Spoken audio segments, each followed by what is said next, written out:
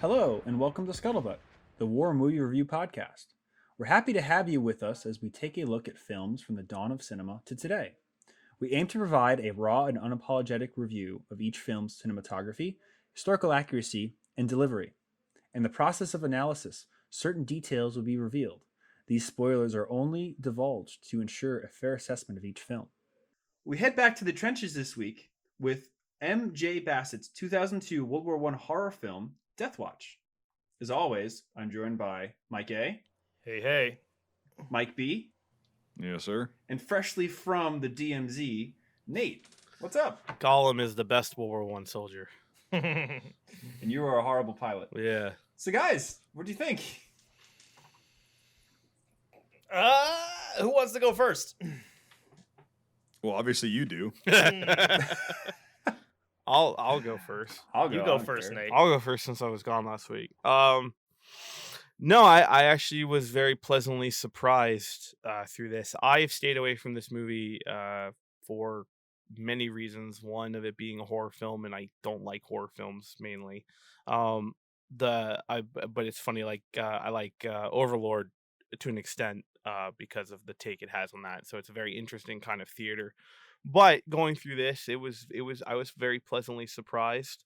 The actors it was very interesting to see all these actors young.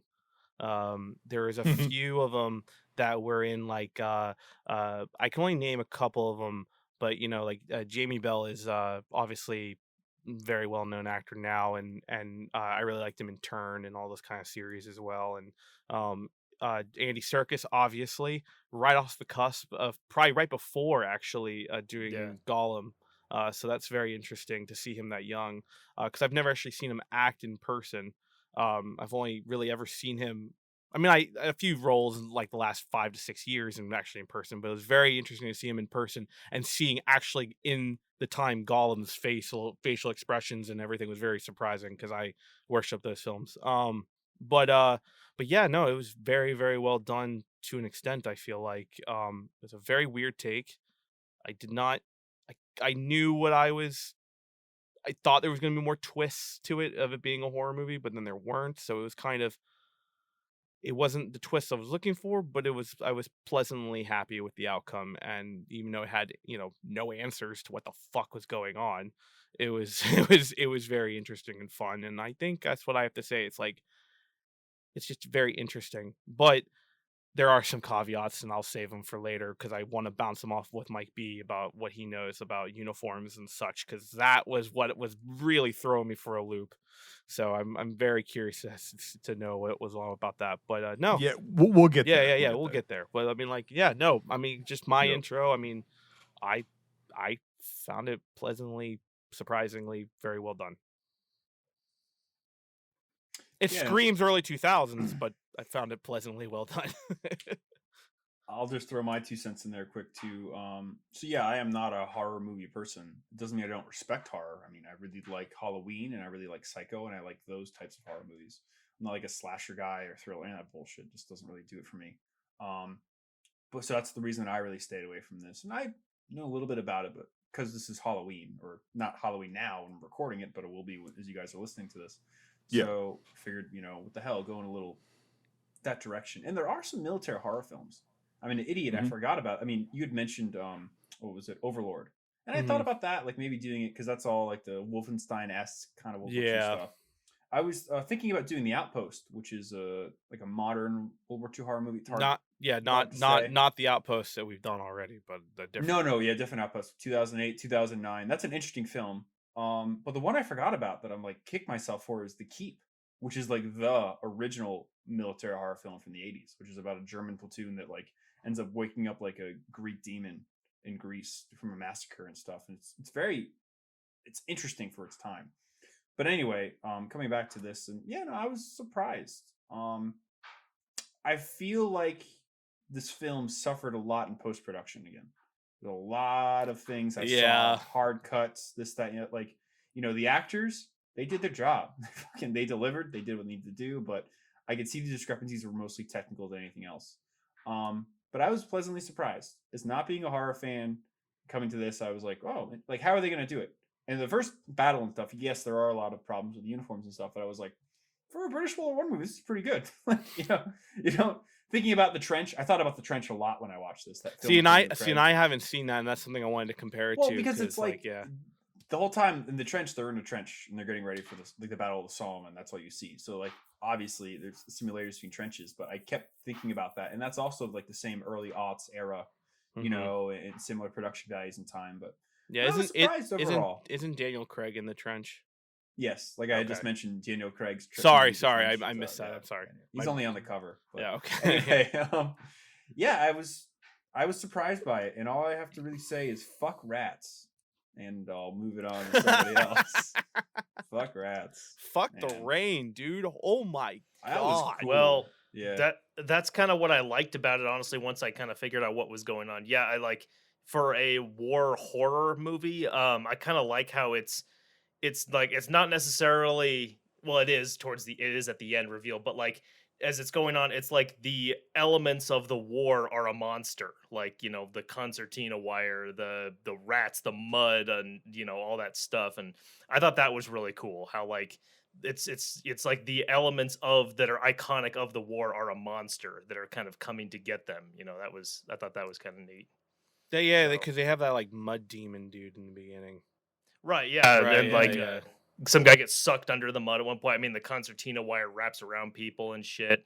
The noise of the stuff is like fucking with them. It's like all of the elements of the war are like a movie monster. I thought that was cool and kind of in a, an interesting way of like showing that the war is fucking these guys up. But at the very end, it's kind of revealed that it's like a demon or something like that. But I thought it would have been cool if it was more just like this just driving them insane and shit like that. But I think it's better than, in my opinion, I thought it was better than Overlord and like what was that other one, like Ghosts of War or something, some haunted house so movie. Fucking stupid. Yeah, it's like in terms of like war horror movies, I thought it was pretty damn good. Isn't Ghost of War the one that's like on a bridge? Just came out. It's it's like a haunted house movie. No, that's Recon. GIs are like that's Recon. I'm thinking. I'm sorry. Okay. Yeah, you're thinking of Recon. I haven't seen that either yet. Neither have I, and I've been told to stay away from it. I've been told to watch it and stay away. So I don't know what to do. Horror war movies are a thing. So it's like, as far as that goes, I think it's pretty good. It's fun. Like if you want to talk about all the guns and the uniforms and stuff are all fucked. That's always fun to do, but it's fun. It's a fun thing. I thought the production, minus the inaccuracies and stuff, I thought the set looked great. I thought the mud was looked really good. The trench set, in my opinion, was like really legit. I love talk about a fucking set that I would hate to be on. Oh yeah, you can tell. I mean, that's all the rain and shit. Yeah. Oh my god! Like it's just like nothing in this world makes me more angry than wet socks. Mm-hmm. I would be fucking just in a terrible mood if I had to be on that set all day. I'm gonna note that, Nathan. Oh my god, dude! You want to make me so pissed off that I fucking want to kill someone in game. Nathan, your ship socks is all wet. Yeah. You're gonna just turn into Andy Serkis on set. I'll mutate in a golem and fucking start attacking you. Yeah. Wet socks. But I thought that stuff was really well done. Like just the atmospheric stuff was really cool. I mean, it is kind of like horror movie, like iconic with the fog and all that shit. But it also just looks like World War I iconography, if that makes sense. Set wise, yeah. Yeah, set wise, yeah. And just like again, all the elements are like this monster coming to get them, and like the rain is not the chainmail masturbator. We don't. Fucking oh my god, that was such an obvious setup. I was like, this guy's gonna die. Oh, talk about sound effects. Because he was pulling out his dick, which is like having sex in a horror movie, so you're gonna die. Yeah, I mean that's how I knew it was gonna Camera's happen slowly pulling into him as he's doing this, like he's dead. But I'll tell you, if you want to talk about sound effects, if I have to hear the same 1970s shotgun cocking noise for Lee Enfield one more time, I'm gonna Jamie Bell turns around action. Oh my god, turns and you hear that noise. That's nitpicky. It's not even like a Lee Enfield noise. It's not even that. It's not even like a can noise. It's a shotgun sound. Yeah, I had that sound effects in my library back in 2006. Yeah. So when I was making movies with Windows Movie Maker. But that was baffling. Mike B, what's your opening on this? A lot of funny shit you guys said. So it's going to be an interesting conversation. Overall, like, we'll just start with the set. The set looked pretty, as far as like a German trench in 1917, pretty accurate. Because what people have to realize is, like, Germans, they dug in and they were like, their whole battle doctrine was, we're not giving up this ground. Right, yeah. Like, we're going to sit here, we're going to build barracks underneath the ground to protect from artillery fire, blah, blah, blah. We're not giving this up, so we're going to dig them deeper and fucking harder, and we're going to fortify them. Okay, that's fine. So cool stuff. They have little signs, here and there in, like, the trenches. If you can read German, like, this would say, like, front trench. This would be, like, the support trench, and blah, blah, blah. Like, you can see the signs. They're pointing to that. But the barbed wire that they were using, modern barbed wire. I'm not going to get into the technical shit yet, but because the barbed wire is so important for this film. Yeah. The barbed wire they used in the First World War was like, you see a barb every like 6 inches on this shit. In World War I, it was like every inch and a half. Right. Yeah. It was like, you literally cannot get out of it. Yeah. Once you're snagged, you're fucked. They did try to. They try to show that, though. But here's the thing: is nobody makes that shit anymore. Right. And like, you have to have it custom made. So, but they really did a good job at that. Like, it being just kind of strewn around. It's not all like uniform and like, made up. It's like fucked up from the artillery and assaults and shit like that. So that was really cool. The set itself was awesome. The acting, I thought, was pretty damn good. The uniforms, we'll get into that later, whatever. I don't fault this film for what the shortcomings were on that. Right, so that's why it can be later. It doesn't take away from anything. It's a psychological thing. Mm-hmm. It's a horror film, but it's more of a psychological horror film. Right. Than it is an actual straight up horror film. Even though there's a lot of nasty shit. But like, there's a lot of things that are a lot deeper in this film than I think most people actually understand or have seen. Or it could just be my overthinking things. But the set was good. The acting was good.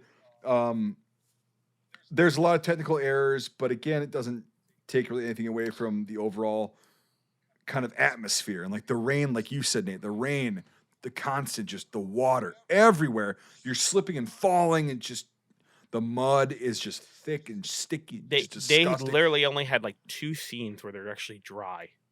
I mean, I talk about psychological fuckery for the actors, and maybe I'm just really thinking myself in that. I hate wet clothes on my body. It's not good. Yeah. It's not fun, and it's I've had to do it a lot, and it's like it's really bad because like your body just goes, hey, we're under attack, and you're like, it's just wet clothes, right? Yeah. But they start chafing, and it's like, okay, well, we get this problem now, and then in those scenes in those trenches, you get infection, and then the rats,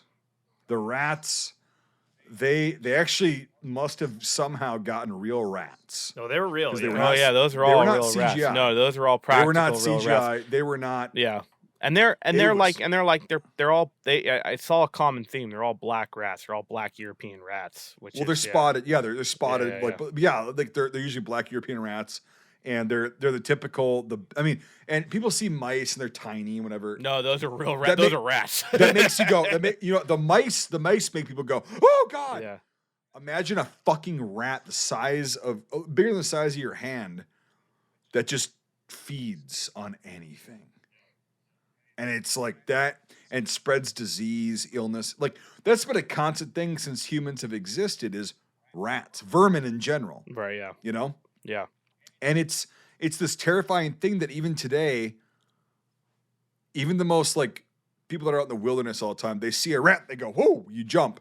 It's a natural, like, embedded thing in our DNA as humans to go, oh, shit. Because it's a threat, it's disgusting, it's like, it's not. It doesn't symbolize anything good. I always was curious about that because, like, I remember just people freaking out about rats, in movies and stuff growing up. Growing up, I was always like, "What the hell's up with that?" Then I had one once in my house, and I had that reaction, where I'm just like, "Oh yeah," like it's nothing you can control. It's visceral. Yeah. it's involuntary. You're like, shit, oh my God. Mm-hmm. Like, yeah, and it doesn't matter. It doesn't mean it's a threat right there and then. It just, your body convulses and you go, not good. There's something wrong with this thing. I should stay the fuck away from it as far as possible, or kill it immediately. Just kill it, get rid of it. And that in this film, which we'll get into in a bit, like, that was a sickeningly accurate part that they actually did. They didn't overdo it, in my opinion, either, which is a lot of World War I films would be like, oh, well, the guys talked about rats in their memoirs and all that shit in World War I. Yes, but they talked about them because it was like gas. It was not used often. Well, that's good a metaphor, but it's the same kind of concept of like, Load the rat shells. Right. No, but no, here's the concept is like, even though you didn't always see them or experience it, when you did, it was completely fucked and it was traumatizing. It was visceral, and it was terrible. Mm-hmm. And you always remember that, and you always fear it. You always fear it next. Like the first time you stumble upon rats consuming a dead human, you're gonna go, oh my fuck, that's me. Like, that's what they're gonna, like, oh my God, it's just disgusting and whatever. Gas. The first time you see a gas casualty or whatever, you see somebody affected by that, you're gonna have the same reaction of like, oh my God. Even though it's not used a lot, you're still always gonna be fearful of the possibility of that happening to you. I feel like I totally agree with that, and I'll say, just add on to it. I feel like some people, not everyone, but some people have the same exact adverse reaction when they see a snake or something. Yes. They're like, oh my God. Really? Oh, I fucking hate snakes. And my father's the same way. I have two of them in my house. I have two of them in my house because of my wife, and I won't go anywhere near them because fuck snakes. Dude, I have a photo of like a python on my fucking. Oh, fuck snakes. No. That's awesome. No. But like, no. It's interesting that there are some things. I think it's because I grew up in the woods, and it's like snakes are bad. Copperheads are the worst, so don't go fucking near copperhead. Snakes. Yeah. We have black rat snakes mainly where I live, and they're fine. They're harmless. They run away from you. But like as a kid, I ran through the woods all the time, and I've stepped on copperheads by accident, and it's just like, fuck. It's like, nope. And I can't read a snake. I can read any animal with the body posture and how it works. You can't fucking read a snake because it has no fucking legs. But with a snake too, you're just like viscerally scared, like no matter what it is. I'm not viscerally scared. It's just like I can't read what the fuck it's going to do, so I don't want to be anywhere near it. It's not like unpredictable. It's like I can be around a snake. It's not like I'm like, oh fuck, like I used to be like the way of spiders, and then I'm like, oh well, you're in my house, so I'll just get you out. But if you run away, I'll just capture you through it. But if you turn around and go like back at me, I'm gonna crush you to fucking death because you think you're big enough to fight me. Tough luck, motherfucker, you're dead. Like that's the way I go about rescuing spiders in my house. Yeah, but for sure.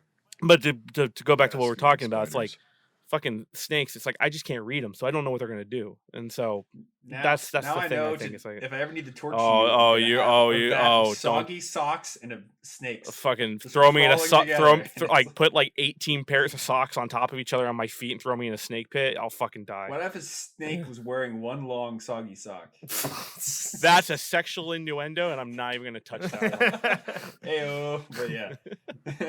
The fuck are we doing here, Brian? I don't even know anymore. But no, it's interesting how people have visceral reactions to animals, and snakes and rats are like the two I can think of. Right, and like so, praying mantis. Really, that's cool. It's like like bugs. Yeah, I had that reaction, but like with snakes, I go whoa, and then I go, oh, well, he's not aggressive. Like I can read snakes, so that's why when you said you can't, I get why they're not comfortable.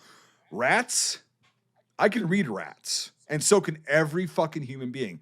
Oh, they're gonna probably run away and skid away, and they're gonna fucking come and bite me at night. That's the reaction. And I think that's the same. And I think it's the same thing people have with spiders. It's like if I don't take care of it, it's gonna come back and bite me. Yes, or I'm gonna eat it in my sleep, or what. Well, and that's the thing is it's ingrained in human DNA. And then I'll get back to the film and the topic at hand. It's like, so these guys were in these shitty trenches where rats thrived, and you can read X amount of memoirs. I don't give a fuck how many you read. They're like the rats were very fat because they were eating constantly, right? They're big and they don't give a fuck. Yeah. If you're living or dying. There are a lot of memoirs. And so, yep. And then, they were like, and so it's already in your DNA to fucking be terrified of vermin Okay. But they're now this big and they're like aggressive because they're getting fed, right? And there's more of them coming. It's like on top of getting shelled, getting rained on, getting no food, and then having the occasional assault back and forth, bayonets, blood, dead bodies, the stench. The rats are a symbol of the absolute misery and the lowest possible point you can be in your life. On top of all that shit, you know? Yeah. Because the rats are going to be there to eat you in the end. Yeah.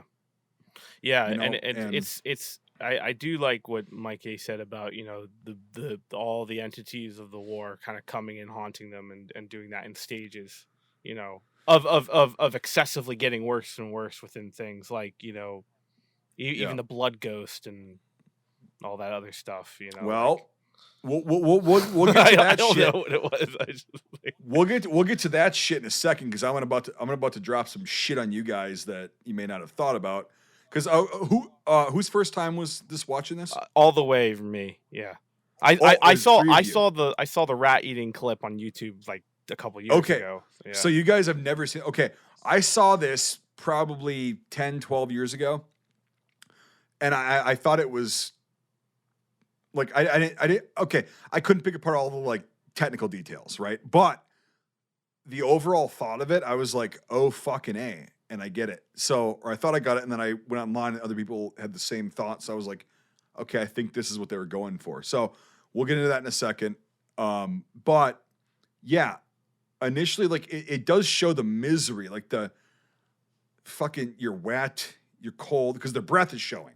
Their breath is constantly showing. So obviously it's below 40 degrees Fahrenheit. It's disgusting. And the one thing that one guy is wearing is an actual very common garment from most Allied sides. Andy Serkis or the chainmail masturbator? The guy at the club. Oh, okay, Andy Serkis. Yeah. That was him. That was Gall. Yeah. Yeah. Yeah. No shit. Yeah. Yeah. Yeah. You can see it in his Okay. face when you look. I mean, you can all as well couldn't. as well as me. Well, I'm a 3D nerd, so that might be the reason why I like. Yeah. More than just the But, like, 3D. no, Well, also Lord of the Rings. I like, actually didn't make that. bleed like. Well, I love Lord of the Rings. I fucking I love it. Yeah. Like, but I don't bleed it. So Yeah. I that's just probably watched why it the they first did. time this year. Yeah. So. Yeah, I know, and I was so Well, happy you actually honestly- did. It was great. Yeah. Sean and I rejoice in nerdism. We can actually share memes to 3 you days now. in a row, one Yeah. movie a night. Yeah. It's interesting. So Brian, you watched the first time all through this year? Yeah. Yep. So did I with Sophie. Oh, that's fine. What, Lord of Yeah. the Rings? Because Sophie loves Lord of the Rings, and then no. So seriously, like He's she's like, like, me, Nate. Don't worry about it. Ah, I've seen like I'd seen half of the Fellowship of the Ring right. when I was younger, when it came out, Right, and everything. yeah, And I was yeah, like, whatever, distracted, whatever. But no, I actually saw them. No, I love it. I just didn't make the connection. Yeah, So, yeah. all right, your boy Circus, he's wearing a kind of field-made sheepskin. What the fuck is the name? It's a jerkin. A jerkin. Okay. So it's a field-made jerkin. All sides wore these in the First World War. Right. Okay. They would get sheep, and of course, when sheep wool it's not well kept. It looks stringy and shitty like that. Which is why it looks kind of like a coyote pelt almost. Like Correct. Yeah, okay. But it's a sheepskin jerkin, and many guys on all sides, when it would start getting cold, like this is September of 17, they said, or something like that. Yeah, I think so. Yeah, around that. It's rainy and shitty and cold. They would wear these things on top of their gear, but they would have access to their gear and shit. Right. Germans, British, French, fucking Austro-Hungarians, Italians, whatever, Russians, Romanians, you name it. They would all wear these things. That's why it looks so fucked up and looks like they're wearing skin. But again, it's funny because World War I, a shitload of medieval technology was brought back and adapted a little bit, but a lot of that shit was just used again. Right. I remember we talked sheepskin about jerkin. that about when Yeah. we did many wars ago. Yes, Yeah, with Italy. with Italy. Yep. But I was unaware of like guys wearing like shield mail and chain mail and things of Okay, that so nature. that was probably the dude who's not sucking totally on accurate. brass, which I didn't fucking understand that, but all right, you know. that's one of those weird quirks that Easy to spit, I guess. I don't, you know. Yeah, Like a blow dart. I don't. I knew that was going to be brought up, and I was like, I just don't think it's worth talking about, really. I because, think I because of the fact that, pretty like, much assumed it was an actorism, not a real thing. right, Yeah. right. And it's like, well, yeah, you're not going to, because you're just going to mar your teeth up. Like, you're British, so what is that? Right. It's not going to really hurt anything, but like, what are you going to do? And like, yeah, I'm going to have a lot of Brits on the podcast be like, well, I always listening to this podcast, and I really appreciate it until he made fun of our teeth. Yeah, because I know. Yeah.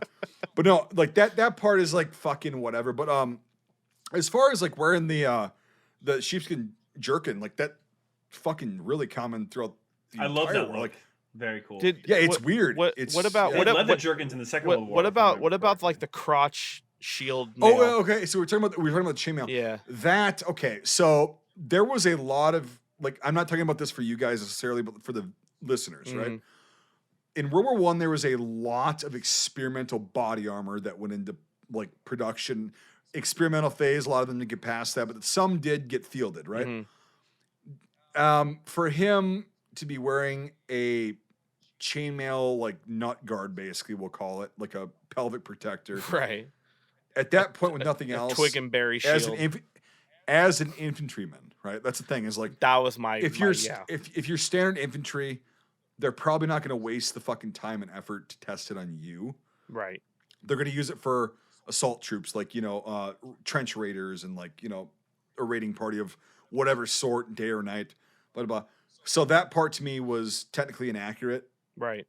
I don't know. Maybe it could have been accurate. Right. I don't know. If you guys are listening to this and you guys have some information that I don't, but from every bit of research that I've done on like improvised armor and like experimental armor in the First World War, that is probably not accurate. And I guess we can summarize this in one thing. It's like there are probably things that the armor and research department looked up, found out, and said, this is how we can make each character unique, because they were making sure that every character was unique, because it's a mosh podge of squad of stragglers formed into one thing to an extent. So, to build that character, they all had different things. Like the Scottish guy had a. Well, no, but here's the thing: is like with that too, and then I'll let you guys talk. I'm sorry, I'm rambling. No, again. fine. It's No, World War it's One. fine. It's like whatever. Yeah. So they were the 11th fucking regiment, because XIX or IXI rather. Liz Dexic moment there, fun. So the 11th regiment, but there were mixed Scots and Brits.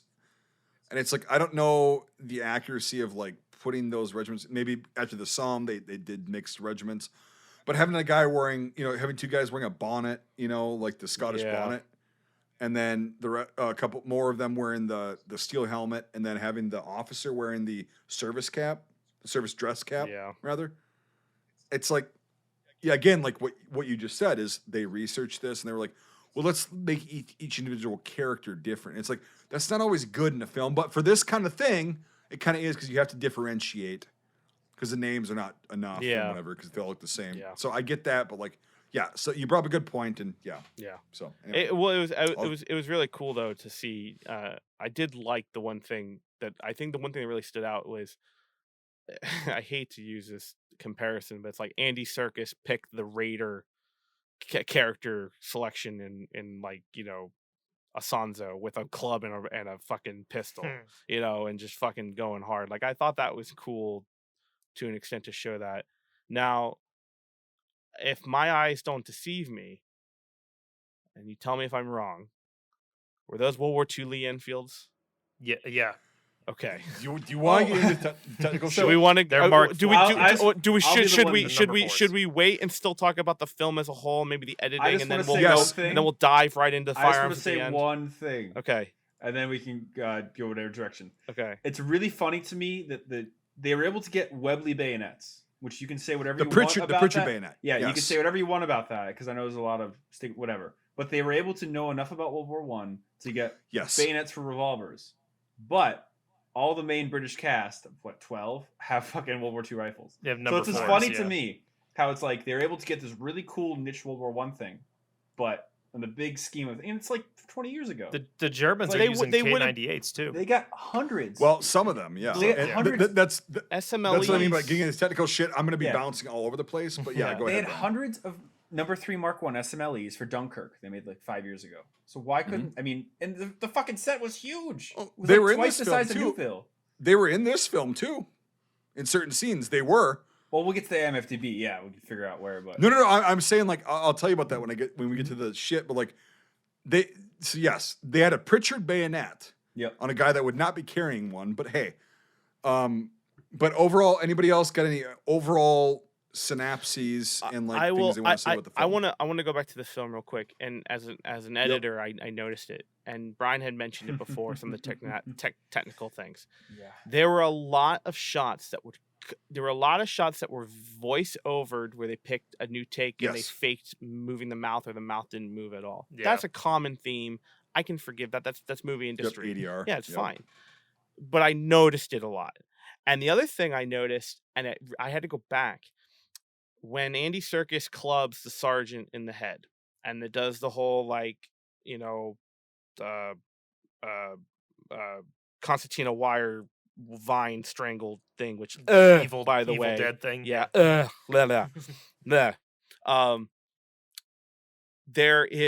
cuts to that, and then we don't see Andy Serkis get shot, and like little things like that where the impacts. Yes, do I have to see that to understand what's going on? No, but like it was just weird choices, and then you go to that, and Tate is no longer in the barbed wire. He's on the ground next to Andy Serkis, not even close to him. So I wonder if it was a different ending, a different thing, a different whatever, or he gets up and zombifies himself and they cut it, but he's not there. He's not entangled in the barbed wire. He's on the floor next to Andy Serkis. It's a completely different take of everything. I had to go back and double check it. So there's little things. Yeah, like, we'll get into that. We'll get into that. Yeah, later, there's little things like that where they're using different takes of things that didn't happen. So it makes me wonder how much did they have to leave on the editing room floor because something didn't work out, or continuity, or whatever. And again, a lot of continuity with guns where they run one way with Kennedy 8 and they come back to the same screen, same character with the Lee Enfield. We'll get there. Yeah. We'll I get can there. see that. Yeah. Nate. We can't keep pushing this stuff off though. We got to get something. Let Nate finish his thought. I was gonna say, just editing wise, there's a lot of continuity errors within the thing. Am I gonna bash it for that? No, because I've been there. I know that thing. It happens. It happens. But you try to hide it as best as you can, and maybe it's because I have an eye for it. Maybe it's because we're nerds like this and we notice things like this so fast. But it was one thing of all the movies that we've watched recently, I haven't noticed this many. It's not like it had a plot hole. It just something happened that we just never saw, and I don't know if that's from the editing room or if that's the whole dynamic of the film. So there's a lot of things like that just made me very curious. Not that it takes away from it in me. I still think it's a really good film. It's just little things I noticed, and it just made me go, well, what happened there? What cut out? Like, what could they not use, or what effects were they trying to use? Was just things like that. So, but it was very interesting. I actually thought. Now I'll actually go off on another thought. I actually thought the priest had died, and he had been taken over by the spirit, or whatever the German-esque spirit is, which would explain why he disappears and comes back and disappears and comes back. I was like, what the fuck's going on? And that was one thing that happened. But I thought the priest had died and they're going to find his body, and it's a clone of him because he just pops up and goes like, hello, and all the lights going off. And he's like, yeah, I'm okay. And he's not talking. I was like, oh, he's a clone. Oh, don't trust that shit. Oh, don't trust that shit. Nope. So it was really funny, but I don't like horror movies, but this one really sucked me in terms of being very intriguing, technicalities aside. But yeah, I wanted to comment on that. It caught my eye all throughout the whole thing. Excellent. But yeah. Do you want to start on the technicalities, Brian? Oh, well, I was just wanted to touch on that one, but no. There's a lot. I actually have notes for this, and they all happen within the first 10 minutes. Oh, okay. No, let's Brian go, funny. and then we'll go with you. I noticed more problems as it went on, but the biggest thing for me was that there was horrible transitions. Yeah, it was like here's a scene, and then here's another scene. Yeah, and it's like jarring. Whoa, yeah, like it's like there was really no weaving, or they're forcing one scene to go to the other scene, like with him falling down the evil crevasse, and they slow motion his hand letting go. I feel like maybe they lost the footage of him falling into the hole, like things of that. Like it felt This would be like very things that just if it would be great if we knew, like because Yeah. it feels like they were patchworking over, I don't know, maybe all of day 7 they lost all the footage. You know what I mean? Or the week 7 they lost all the footage. Like, just something like that. sound was mixed that day, so fuck you. Right, yeah. So many things can happen, or discrepancies, or things. The director wasn't looking at the viewport or whatever. One lack or lapse of oversight, and you fuck your editor. So Just Yeah. on going back to more stuff and like with the set and everything, I thought all the dead bodies looked really good. The prop dead Mhm. bodies were like really Well, well the pro. done. I mean, melting flesh into the I ground. guess Yeah. going back to the set, whoever was the set dresser or I don't know what the Designer. set designer, man, Yep. fucking A++, man. Again, the mud, the Yep. wet, everything just looked awful. And the detritus, like the shit that was just Oh laying my god, around. I'll tell you Yeah. what was really cool was the first bit where the Scottish guy steps in the body, and it's like if you hover over that, it was like, Yeah, it's like hollow. but Yeah. it And wasn't. you see the rib cage. But it wasn't hollow because the movie pulled his foot out. It was just like paper mache pink and Right, mud, yeah, and I was just like, oh god, fucking. Oh. And then they do that at the end too. which Yeah, is same. interesting It's, as someone Well, else comes we'll by. talk about that too because there's. The one It's thing funny I'll- that I'm gonna drop this fucking bomb on you The guys what? eventually, but like, yeah, The one It's thing I great. did really like about the ending, but I would have changed with my own filmness or whatever, is I would have had the British character leave the trench, and then have the Germans come through and have him be a Brit instead of a German, to show that Oh, the so that- entity oh, that doesn't he- matter. oh, who that- he's- that who he they're was- going oh, after, so that because he it's a would- morality question. Yeah. It's Yeah. will you help out the enemy? Yeah. It's not a, because to me it seemed like the whole thing was a test. Are you going to? Oh, yeah, it was, yeah. Are you going to fall for your, human? It would have been cool if he Well, took I don't wanna over. use the word for it like would- problems. It would be mistakes, cool if he took over cracks. Jamie Bell's. Well, that's what I mean. Like yeah, at the end of yeah, it, yeah, It's yeah. like he him, walks yeah. up the ladder, and then a German soldier says "motherfucker" and steps in the corpse, and then it's Right. it's a British I soldier. got dumped the And like you said, shite. with him. Yeah, exactly. And then Yeah. it's the same exact story, but for the Germans now. Yeah. So that was the only thing I was like, ooh, that would be cool and just help the narrative. But I maybe they feel lost like- that footage. Who I knows? feel like to So- make that that whole thing about the morality test, they should have had more of the German prisoner in the movie. Well, I mean, with that, Again, they might have, I mean, but- well, the whole ending explains why while he fades back and forth, where you just lose him for a couple of Mhm. minutes. Do I wish they touched on that a little bit more? Yeah, but yeah, it's because otherwise it's like it's. I kind of like the mystery, like ambiguity of what's kind of going on. But at the very end, when that was revealed, that was the case. I was kind of like, all right, but I the mystery of it was more like intriguing to me than the answer at the end. Mike's waiting to drop the bomb of knowledge on us because Okay, come on, I fat can't man. wait to see I'm, what I'm, it is. I'm asking you people. Do you want me to drop just a few of the technical things before we get really deep? Yeah, why don't you drop a few? Why don't you do your beginning part where your notes, and then we'll go into your knowledge drop. Well, we'll just go so at the beginning specifically, like lots of Mark II chin straps on these Mark I helmets or whatever Brody helmets. Whatever, that's a thing. Why is that why is that a? I'm not. Budget thing or No. I mean, like, why is that wrong? I It's, don't know. So Mark II. Oh, I'm sorry, Mark II chin straps. The World War II like elastic like canvas chin straps.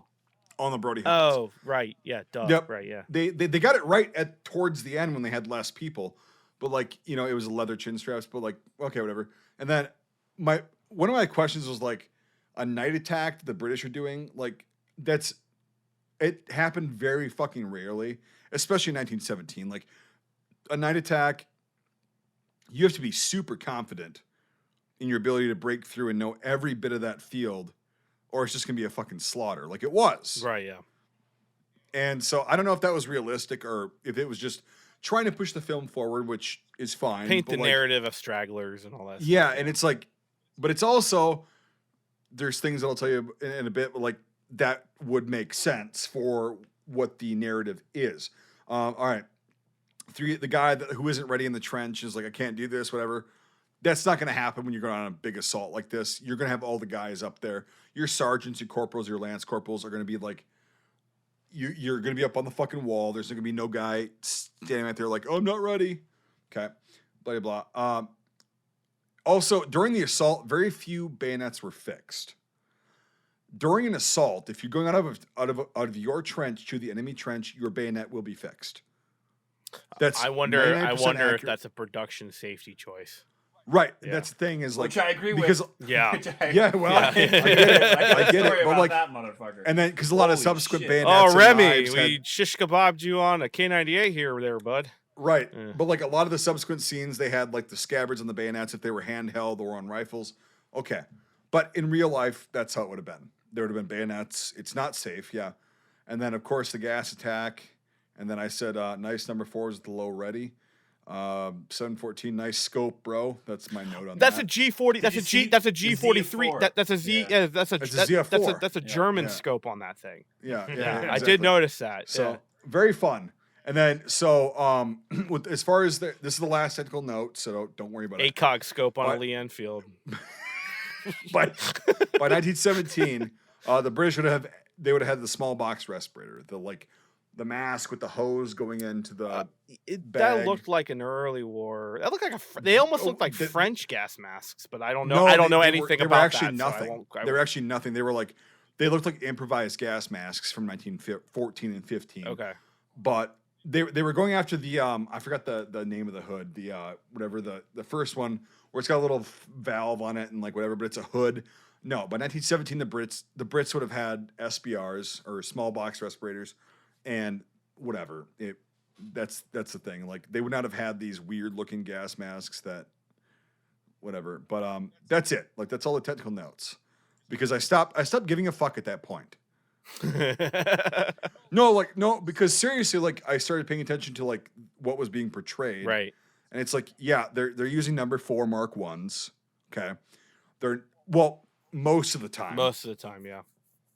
Sometimes they're using K98s or G98s. Which, okay, if you're in an enemy trench and you drop your rifle or you leave your rifle, yeah, you might pick one up. Who cares? But a K98, whatever. There were a lot of continuity things and just like technical errors with the weaponry, whatever. Who gives a fuck? It'll be interesting to Because- see where this was filmed. Actually, that might answer some of our questions. I'll look that up real quick. Yeah, if you look that up really quick, Yeah. just 'Cause where it it might was be a filmed. country where it's hard to get whatever. Yeah, well, unless it was filmed in a country. Well, yeah, just go ahead and look at that. But like, again, I stopped caring after a while because it's like it's not relevant to like the story and like the actual what's on screen at a certain point, which is good because if the film is completely shit, then I'm gonna look at that shit all the way through and make notes and be like, yeah, well, at this scene you fucked this up. At this scene, it was terrible. It was filmed. Blah, It blah, was blah. filmed in Scotland and Glasgow. So they should have plenty of fucking number 1 Mark Yeah. 3s. There's no excuse for that other than like, So- yeah. It's funny that you say that because there's a movie we'll eventually do on here which is horrible, but we have to do it just to make fun of it. The Blue Max. Has anybody seen that here? What the fuck is that? Nope. It's a 1960s Well, movie, and it's The about Blue Max is Richthofen. out. Yeah, so Richthofen. The Blue Max is a World War One medal, Port La Mer, and it's Pour le Marie. very Yeah. respected in the First War. Anyway, they filmed that movie in Ireland, and they had a lot of help from the Irish military. And long story short, the British in that film are using Lee Enfield SMLEs.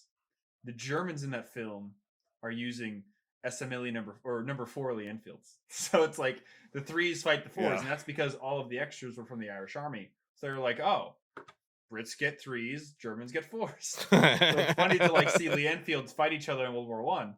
And then when I was watching this, I'm like, I wonder if this was shot in Ireland or like in the Isles, Right, because yeah. that would make sense. And Yeah, that but does make Scotland, like sense. they should have a shitload of number. Oh, there's Mark no 3s. like, dude, Dunkirk the 2 they shot over there as well, and that's Right, a more modern yeah. film. And that when they run out to the pier, there's like literally 300 SMLEs. They're fucking. Well, it's like raw. again, like you said, Brian, is like they got the fucking Pritchard bayonet on the Webley Mark 6. They've like rebuilt the fucking I don't forget all the names of the World War One German lines, like the Hindenburg line, like perfectly. They got a fucking bayonet That wasn't the for Webley. Hindenburg line. It doesn't matter. It's just the term. But like, But they yeah, did a they really good they job built in a the German trenches. line. Yes, They have a fucking yes. bayonets on their Webleys. This is like early aughts, but you fucking have number 4 for your rifle. So it's like, who fucked up? It's a You huge have the fuck money. Up, yeah. You have the know-how. Who fucked up? And Yep. you even went to the extent where like they modified Who took bayonets the to fit shortcut and on- said this would be They- good yeah, enough? Yeah, because No, it's a Nate, different really style. good. Yeah, Yeah. they Because modified fucking Mauser bayonets. Yeah. Turkish.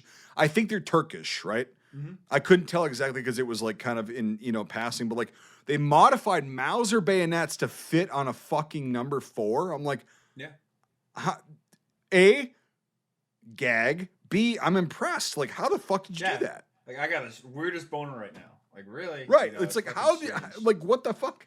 But yeah, it was insane. But like but they had in several scenes a number 1 Mark III with a fucking 1907 bayonet on it.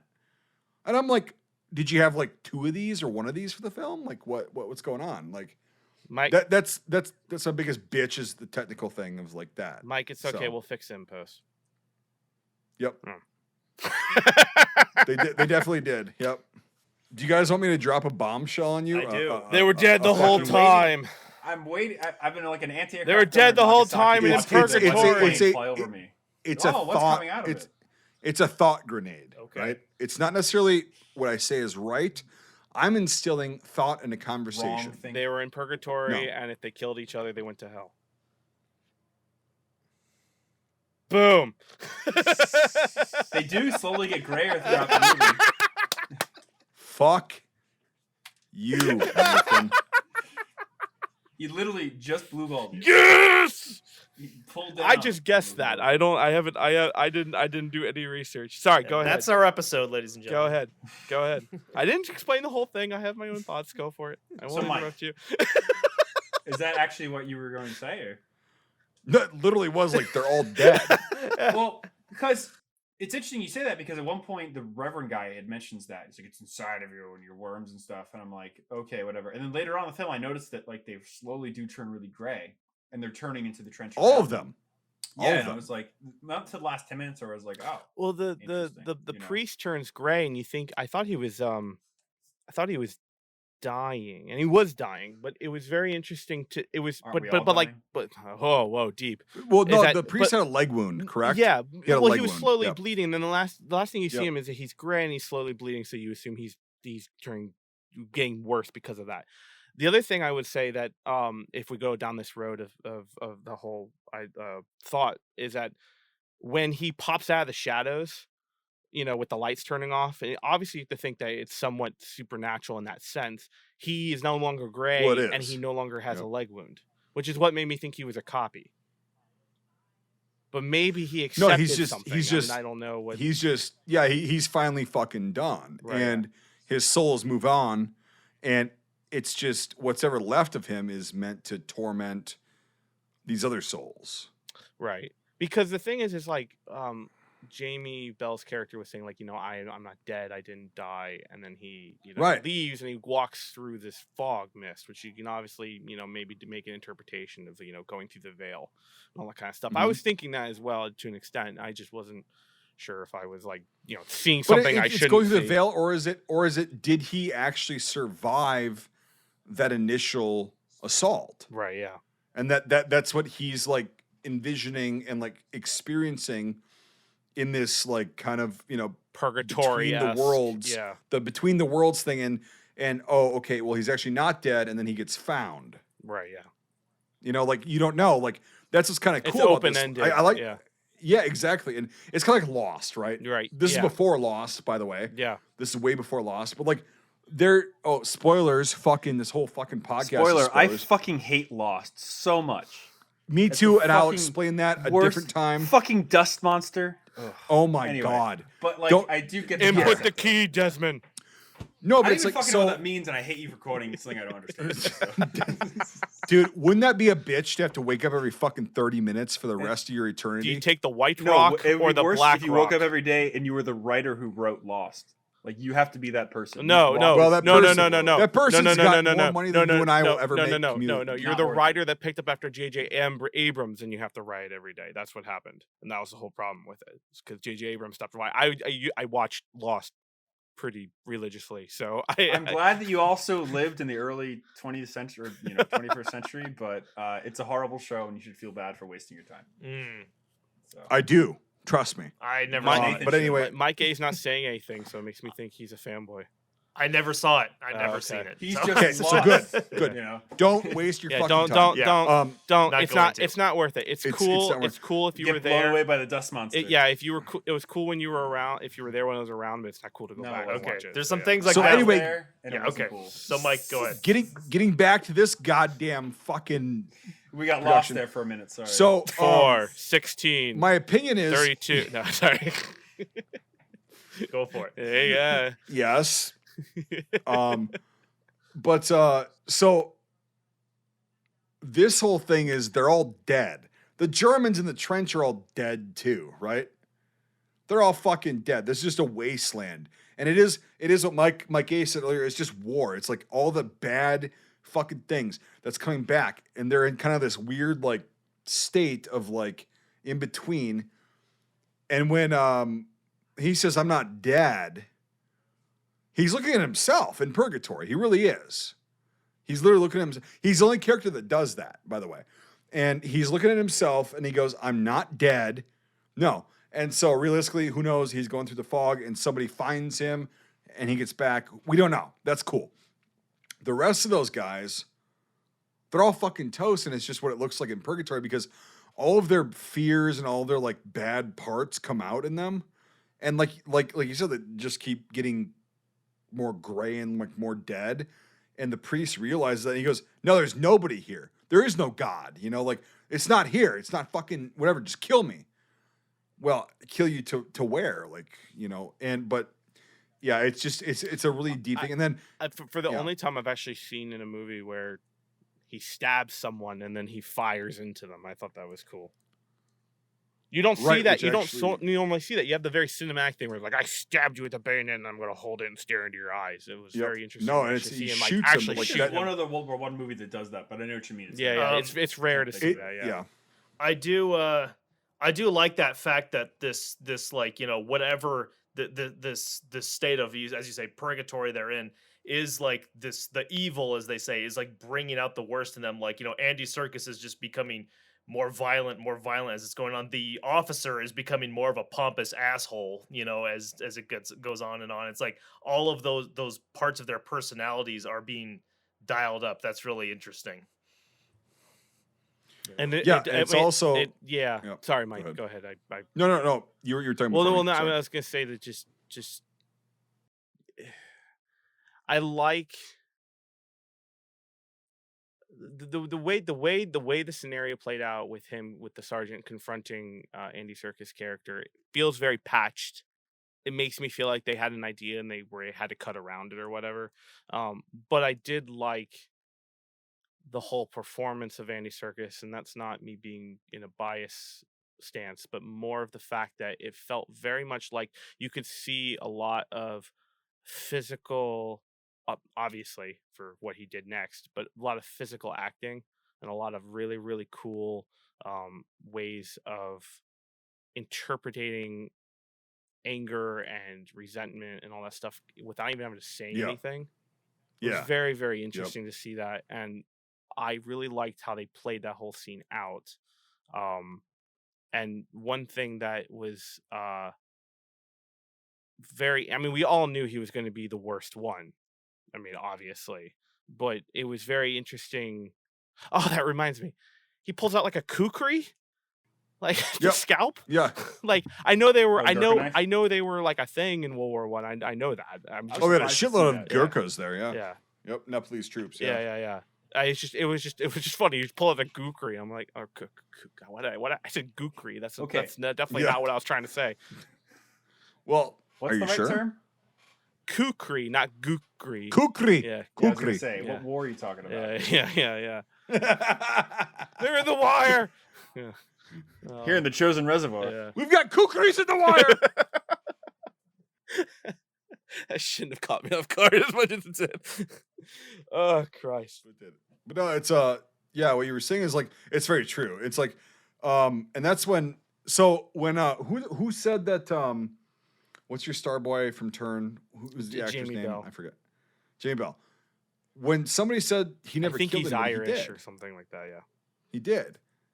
with the MP18 that didn't exist at that point because it was 1917. Oh, that was actually my. I think that was a one of my- Lancaster. I don't think think- it was an MP18. No, that was But an I know the Still- magazine's wrong. for no. the- no, yeah, that was completely wrong, that was but- an MP18, but the magazine was But at really. least it was an MP18I because it was the post-war magazine. It was the 20 rounders they used for the police. It was a very short mag. I Right, remember, but yeah. not around in 1917. No, it's Just the throw it out. MP18. What do you mean it was? That thing Yeah. just came out of nowhere. He's like he ran Well, out. All of a that's- sudden he had grabs it. a rifle. Well, that's what I mean about the editing. Right, he comes out holding a rifle and he goes back into the trench holding a rifle. Yeah, it's like what? and that's that's the thing that I think is Yeah. very patchwork. I feel like there was another scene in that, and I feel like something could not have been gotten again. So they had to go. A And, different but okay, route. so I'll give you that, and Yeah. like I understand that, and I get that.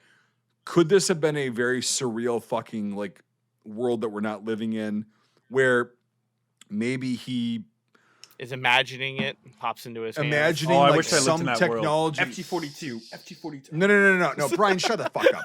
So imagine like he's viewing a world like where it can get worse than just rifles and barbed wire and fucking all this, and then he's like imagining this because here's the thing: is once he shoots him, all the barbed wire is gone. It never was there. Yeah. That's what I thought when after that. I was like, this is like all a psychological, like, you know. Yeah, it's a very Mind psychological fuck. thing. He's like, Yeah. and then he's got a rifle again. It's like, well, did he actually shoot the guy? Like, who knows? But like, it's fucking weird and like, it's surreal. So look, maybe they could have done that. Maybe it was just something that were like, yeah, it's World War I. We're gonna throw an MP18I in there and then fucking whatever. And oh well, we didn't get a lot of these shots and we only had a day with this, so whatever. Who knows? Had a But- weird firing rate too, by the way. Like, But obviously, yeah, I mean, yeah, fucking stupid. But like, no, the fact that like that happened and then did he shoot the guy? Did he just die? Who knows? Because again, like you said, the corpse was gone and he wasn't in the wire anymore after he shot him. But is that what he wanted to do? That's what his conscience or his subconscious wanted to do the whole time? Yeah. Because he thought this guy was just horrible. it's But he never actually killed him. But it's it's but, definitely but sorry, ahead, Mike, Nate. go ahead. No, go ahead. Sorry. okay. It's definitely very dreamlike, and like what you're saying about purgatory and all that. Like you can never see what's around them. It's like this cloister in this Yes. fog, you know, Yep. which is good. You never see the horizon. You never see, you know, a tree line or off in the distance or anything. It's all just like this cloister inside this, you know, And yeah, fog. and you never see the artillery come in or any other guy screaming, even though they hear it all. Yep. Mhm. So It's just their yeah. biggest fears and their biggest anxiety and whatever, and they're ready for it, and they're kind of like not, you know, it's like weird, and then when Gollum, because I can't remember names. we and know so who you on. mean. Yeah. Circus, right? Yeah. He fucking when he pins the officer down, he goes, you know what I hate more than the wet, and he's punching him. He goes, I hate fucking officers. Mhm. Well, that's his purgatory, is because he died because a shitty, retarded officer led him into that fucking shitstorm Just before that yeah. got him killed. Yeah. Right? So he's dead. And like that's his purgatory, is like he just wants to get that satisfaction. And then after that, he dies, quote unquote, in this whatever the fuck, if it's reality, if it's a dream, who knows? But then he's like, his soul moves on, basically. It's done. It's over with. And it's a very bad way to go because you get barbed wire going through. But like that's the way that a lot of veterans saw the battlefield, is like the barbed wire is just it's in everything. It just you're done. Yeah. It just consumes you. Like if you're walking in your own trench and you scrape onto it, you get a cut, it gets infected. Okay, I lose an arm. Right. You know, like it's so bad. And yeah, Because it's funny we're talking about the barbed wire. If just to talk about barbed wire for a second, because obviously, like we've seen a lot of photos of World War II era, wire and things like that. The photos that I have seen of wire in World War I, it's like they look like wheat fields. It's not like like spirals and stuff like that. It's like this thick shit. did I guess to compare it to, did 1917 nail that look then? When they have those lines of barbed wire, how thick it is. well, not really, because they didn't have enough money to do that. Well, how you I would mean, have- in terms of where they had it and how thick they tried to show it, do you think Yeah. they nailed that in those small areas? Is my point. I know it's not to the grandiose No. scale. No, more. I don't think. More. It was way more. If you look at original photos of like the aftermath of like a battlefield or whatever, Right, it's yeah. all shelled to shit, whatever. There was literally, because here's the thing is like, you get guys that you go, okay, well, we have a hole in our barbed wire. Take up fucking 100 meters to patch 10 meters. And they go, well, okay, we're up here. Might as well just go back lay and more out. forth, go back and forth, go back. And it was literally, it was a fucking like a hellscape. Like the aerial photographs show it more well. If you want to like look at those, like it was like a nightly thing. They used the pig ties and everything, or pigtails and everything. No, they wouldn't. That's the problem. Is like the pig ties are for your own lines, and that was I got you. That was the way to kind of corridor people into a certain spot, kill zone or them. out of a certain spot. Yeah. Like when you're doing an assault, like follow the pigtails. Like that's where you can go through safely. But in the middle, it was literally just shit that was. Because here's the thing: is they'd set it up nice and neat sometimes, and then it would get hit by artillery, and it would just get mangled and it would fly everywhere. It would interconnect with other lines. It was so thick and insane. I think it took. I was reading one thing. It took like the civilians, like whose farmlands these were on mostly. It took them like 6 years to clear this shit, or 10 years to clear this shit. Like I had mentioned last week with the or the week before with the whole Falaise battle, it took 20 years to clear most of the heavy armor out of that little pocket of France. Doesn't surprise me at all that it would take at least. Yes, this is kind of what it looked like. Yeah. Yeah, just like you can't move through that. You literally, you physically cannot move through that. Nobody can move through that. No mammal can move through that. Well, we're on the subject of it. What was the right term for it? Because Michael had mentioned concertina wire earlier. I mean, I've heard a lot of things, but what C-wire, barbed wire, wire is what I've heard the most. Like people refer to as like wire. Yeah. Got wire out there because it was an agricultural product, obviously for. It was, yes. Hundreds of years. I shouldn't say that. I'm not sure. No. It was an agricultural product for about 30 years at that point. So barbed wire 1880s itself. Came out? Well, 1880, yeah, about that. Industrial Revolution, was it a European thing or was it American? I honestly have no idea. Both. And I come from New England, so I don't. It was both because Europeans, they put more barbs on their wire to keep their cattle in. Oh, I know about that, unfortunately. Left hand, right hand twist, and Jesus it's Christ. so interesting. It was thicker, huh? Look at this. Well, yeah, that's razor wire. That's some shit that was also came about around the same more time. Like, in my opinion, that's more like concertina wire because like whenever I've seen the it, reason it's they call like it concertina wire is because prison barb, you know. Right. Well, the reason they call it concertina wire is because how you're supposed. It comes in rolls. It comes in spools, right? And the way you're supposed to set it up is just a big, like, round spool, right? That guy just fucking threw his shit in a pile. Yeah, and so this is a very early war German photo, right?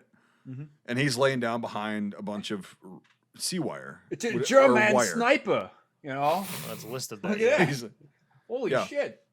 But no, so he's laying down behind a bunch of wire that's reinforced with because the higher you can get that, the less chance you have of jumping, getting through that. Going over, Well, and so that's why later on in the war, tanks were not just a great thing because they had guns on them and whatever, but they were good at mowing this shit down. Mm-hmm. Right. And like creating somewhat of a path because they'd bend the wire, you know, because of the weight. And it's like, then you can get infantry behind that. They'd still be stepping on that and tripping in it and falling in it, but not to the numbers. But you're not having to jump over a 6 foot high fucking wall of fucking barb. Yeah. Or even a 2 foot high. You're not like tripping in it. You're not like trying to figure out where your steps are going. And so tanks were really efficient at that particular purpose, but like they were shitty. They were, fucking unreliable. Like cleaning tanks and tracks is hard enough. I fucking wouldn't want to be the Tommy who was like, okay, go take out the fucking spool of barbed wire, from the fucking back of the track link. Like, because, that's not barbed wire. Well, any wire, but like that. But like the treads will pull that shit in. Are you talking about the back of like the Mark II and Mark III and Mark IV tanks, like the big spool? I just mean any tank in general. Yeah, well, in World War I, they didn't carry the spool of barbed wire on them. They carried no. I'm saying getting barbed wire in the tracks of the tank. In the track. You're driving, yeah. Because that will get pulled around the sponsons, and you're gonna fucking pull shit out of the ground. Like I can. Well, here's the thing: is in World War I, the tracks the way they were designed. Like I don't know if you looked at World War I tanks. There's like really no T-17s and Mark I's before. Yeah. Yeah, so They're there's really huge. it's really hard to Not get like FT7. barbed wire tangled in the tracks themselves. On the sponson guns, yes, for sure. But they would just, like you said, pull them up. Yeah. But like that's why they were designed that way. A big reason is because you break down the fucking barbed wire, you can get infantry through there. Yep. And and Breakthrough vehicle, yeah. blow up that picture, Michael, if you can. Trying to, yeah. But yeah, this, like, you're not getting through that. Ugh. Dude, look how big those fucking barbs on that Well, thing you are. see how many, you know what I'm talking about? Like the a barbs, like they're weed. every like inch and a half. like they're just like Yeah. every bit of it is covered in them. Yeah. Ugh. And that's the shit. It's like a You're- cranberry bush back home in Kentucky. the bramble bush. Yep. But that's the thing that I'm talking about. Like when I see World War I movies, usually they have the wire. It's like a line of it or something like that. Like when I see photos, it's like a fucking. They're like acres of it. You know, it's like. Oh, it's just I yeah, know- it's really not good. Yeah. Yeah. Brian, I when know you that, when you cut your fucking food, wait till you cut it and then talk. Oh, see, I was I doing can hear good now. that. Now I'm doing both. It's so like I'm you're sorry. Yeah, cutting a same. fucking 2x4. See, I was being nice, Nathan, and now I'm doing both. Hey, I'm just gonna read drywall in my fucking house while we're doing a fucking podcast. But yeah, the wire back then was a hell of a lot more nasty than it is This now. whole Like, conversation has me so wired. You know, just Yeah. so. About that's it. pretty punny. You're That's pretty you're punny. just full of them Yeah. tonight, aren't you, Brian? Jesus Oh yeah, Christ. you fucking know it, dude. That's pretty punny, Brian. Yeah. But it's no, but like Great pun. so yeah. In the film, hate you all. They actually did try. Like it wasn't that bad. Of like the emplacements like over the top of like their trench, like where they knew guys were gonna be like jumping in, and they like put those wooden like frames with the barbed wire emplacements. It's like, woo. It's like Verdun. Well, yeah, exactly. You know, it's like it was so fucking brutal. And again, so okay, tanks were a farming implement. They were tractors, right? Barbed wire was a farming implement to keep cattle in a certain area. And that was, yeah, to answer your question, Brian, I don't think I did earlier. Like, yeah, it was both American and European. Americans had less barbs, and that's what we still use, right? European barbed wire was like every There's a fucking. I think Europeans left hand and Americans right hand because you get into this with chicken wire too. It's fucked up. Well, and also the chicken wire was a bigger gauge wire. Yeah. So it's a bigger gauge wire, and it's also twisted less, but in a different way. And it was a bigger weave, like the actual hexagons themselves, or I think they were hexagons, not octagons, right? Hexagon. Yep. Yep. So they were bigger than the American chicken wire, which is a lot smaller gauge wire and a lot smaller hexagons and more twists in between them. So it's weird like that, but like, yeah, at the same time, it just is what it is. Like that's what happened in Europe. You're going to have European barbed wire, which happened to be a hell of a lot more shitty to go up against. I mean, American barbed wire, I've run into it a few times. I've actually fallen into one. I was like running in the woods and I did not see the fence, and I've hit terrible barbed wire at Newville. I rolled under mine like when I was playing paintball when I was a kid, and I rolled into them, and so I was like completely fucking tangled. But it was only American barbed wire, so it was like one every like 4 inches, one every 3 or 4 inches. Right. That was one of the most painful experiences I've ever fucking felt. And I can Which ball did you imagine lose, left or right? what. Which ball did you lose, left or right? Thank Christ, none of them. Oh, good. Both of them. I was thankfully I had leggings on, so it saved my fucking ankle. But I was running through Newville and it was half buried, and I just clipped it, and it was a piece that had been buried, and a part of it had become unburied due to rain and so it kind of like had like this. So my foot, I was running and my foot went right into the shoe, and it just caught me, and I took a barb straight in my ankle, and thankfully the legging stopped it, and I just ate shit. And I looked around like, oh my God, and my leggings like ripped down like all the way down to the side, and I was just like, well, I'm glad it's this and not my fucking like Achilles heel or fucking any of that shit. Like, fuck, dude, that shit. Barbed wire is insane. Mark time. You know, legging actually saved somebody. I was gonna say it's the one time in it's the recorded one history it's that the a one legging time- actually it's was the one beneficial time- to being on your body. It's the one instead of time I not actually beneficial. I was very much thankful that I was wearing the fucking thing. The only time Only you ever time. will be. Not the time I got all wet when I had to trudge through a river and then I took them off overnight and then they froze and they shrank and getting them back on was like the worst fucking thing in the world. Oh my god. You don't take your boots off. Oh. that's the I would first honestly, honest to God, like having worn both, I would take putties over leggings any fucking I've day. actually never fuck Nate. God damn, I've never actually worn putties. I have them, but I've never worn them because I don't even know how to fuck to wrap them. I'll one up you. I'll teach you how to wrap Get them. them on. I know there's one thing I'd rather wear than all of this shit. It's called the jack boot. Goes on, it comes off until it's it got ankle can't protection. come off, and that's I remember, Yeah, and also Jack You're Reese Chris Johnson or a guy to reenactment. Jack Reese ball. When Chris was panicking because he's like, I can't get them off.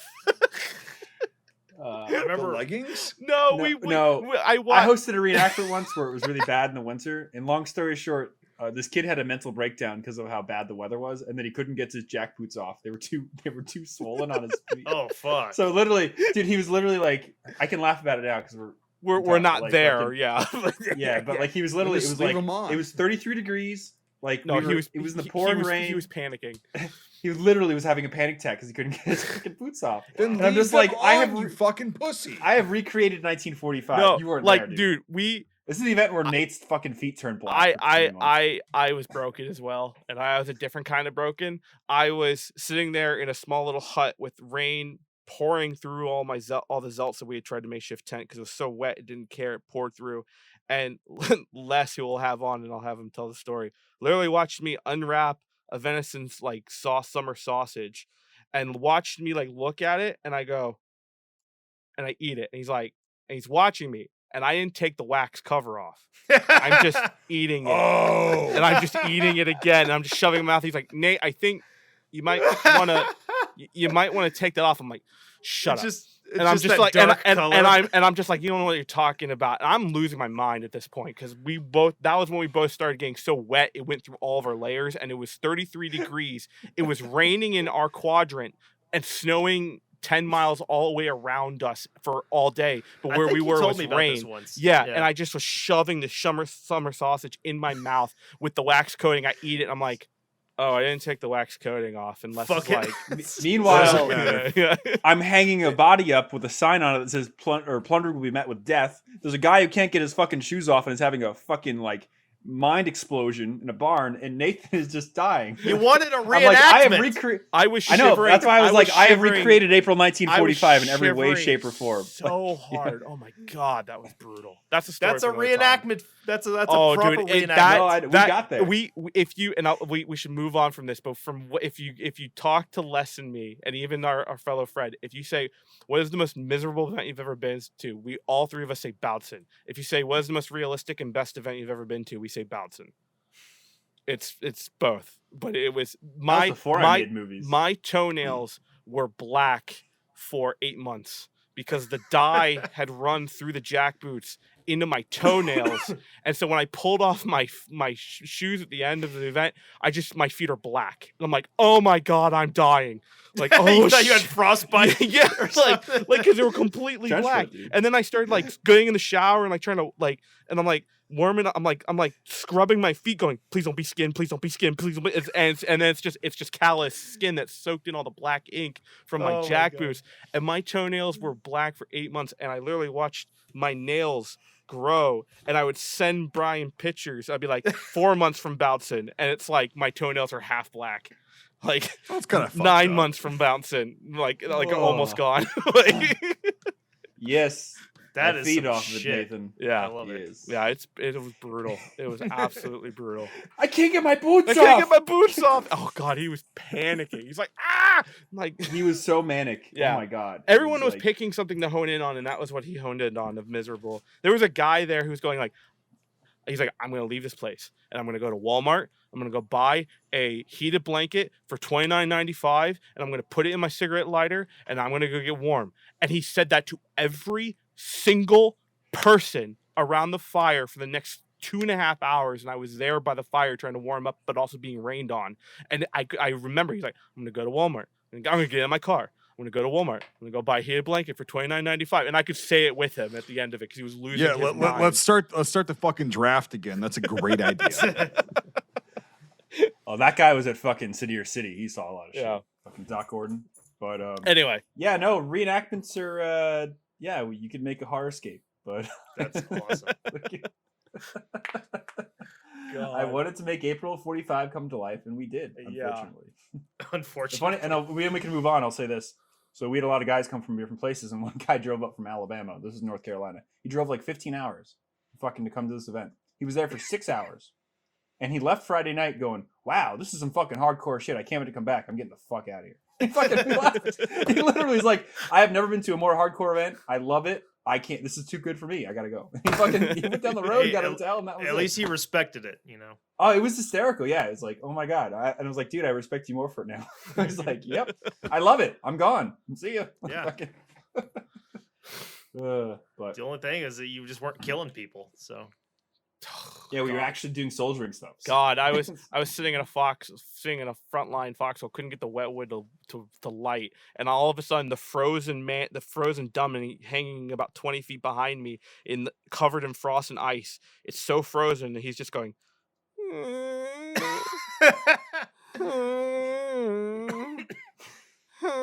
Somebody cut that guy down. And I'm just like, fucking shoot him. He's already dead. Done with it. But anyway, let's. When we left that event, we left the body up and it was covered in snow.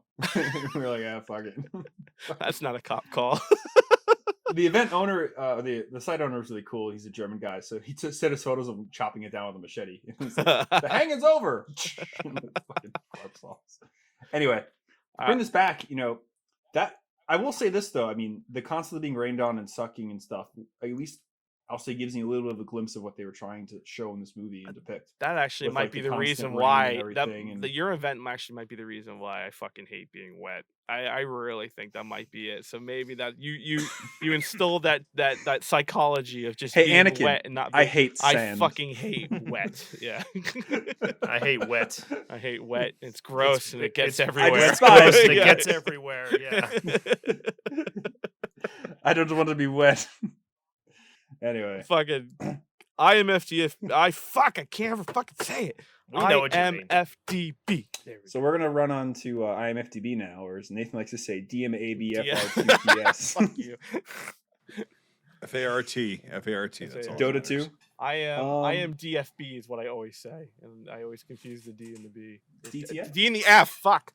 DTF. My brain. Nate's always DTF.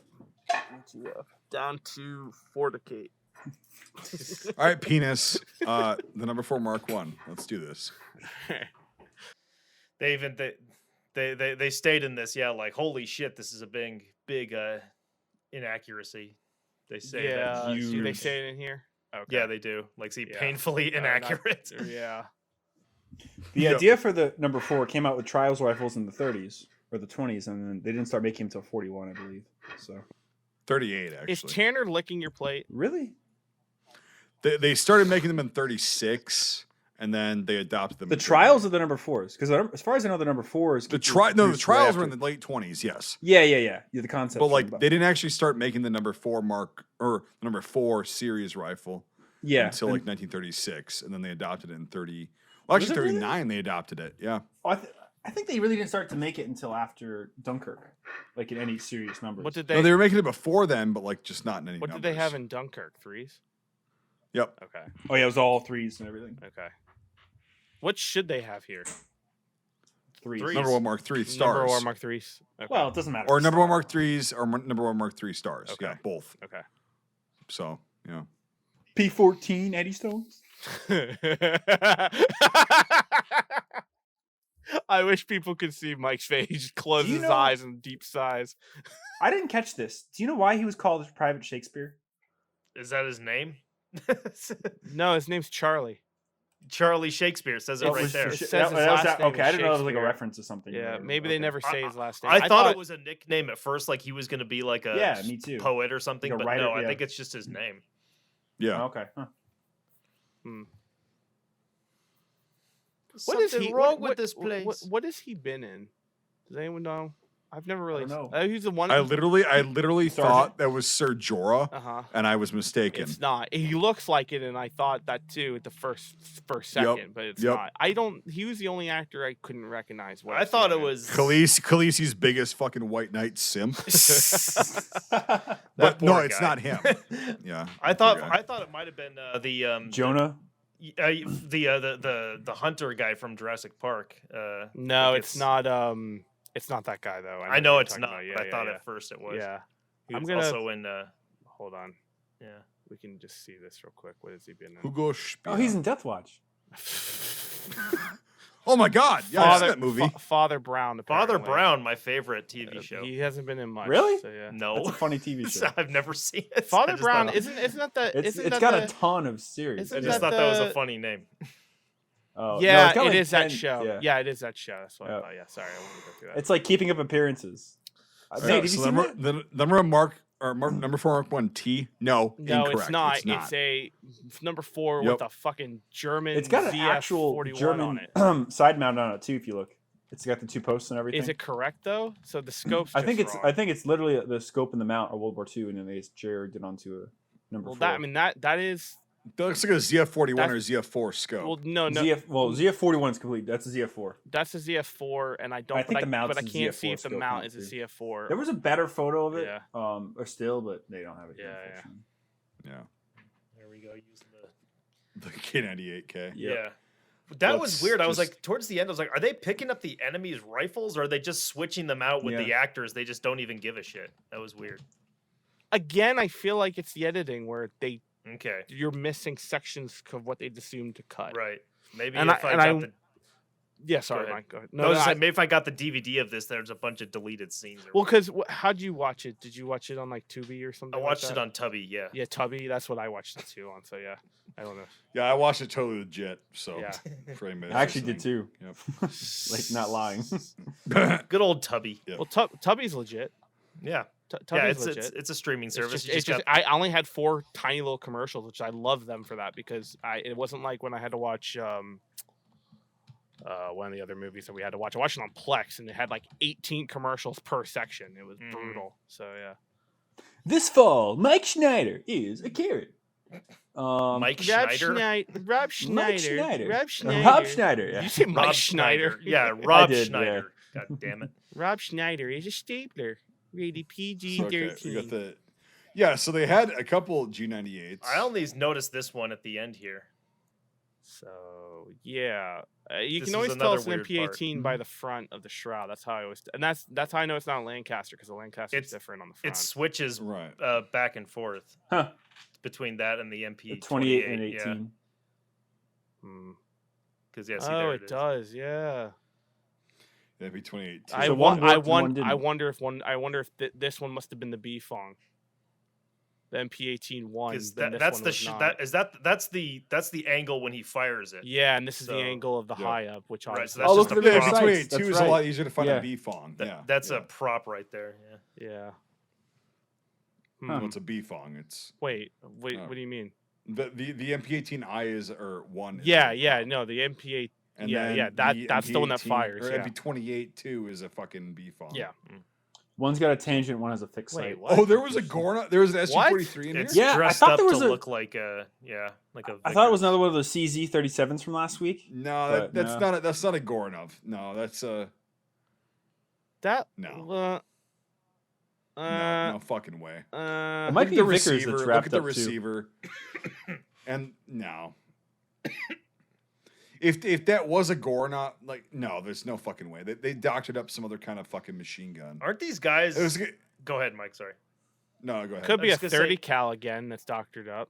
Aren't these No, guys it's all not. sitting up way too high on those guns? Like, shouldn't they be like down by the sights? Back? Yeah. Yeah. Well, Yeah. no production value went into their machine gun Well, position. It all went into a fucking. There's also Timber no line rear main sight movie. lifted up on this guy. That's Right. why he's up on. It's high. dark. Who gives a shit? Yeah.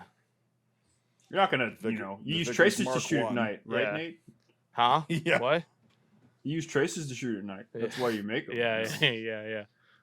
If It's you also shoot only dead traces, behind do the I fucking have to gun. aim? You Sitting know? up You're way dead too behind high. the gun. Like I don't care what gun you're firing. If you got tracers, you're aiming, which is a valid fucking thing. Like you can actually do that and not look down the sights. but you're still gonna be behind the fucking gun. Yeah, you're I knew there was a ZB-37 in it. Fuck. Yep, there we go. There we go. Yes. Yep. Yeah. It's doctored up because That- the way they that's, hold it. That's what it is. I'm like, yeah. What the fuck is with us and this gun? It keeps following us. The next movie we're gonna watch, there'll be 7 of them. We should just get one. Oh, don't tempt me. I won't. There is one on I've gun. almost bought one There's like a 3 gun. times. There's a parts kit on Gunbroker right now. They'd almost maybe buy a fucking MG-815 this week. No, not almost. You should buy it. Oh, fuck you. I'm not gonna buy it. Oh wow.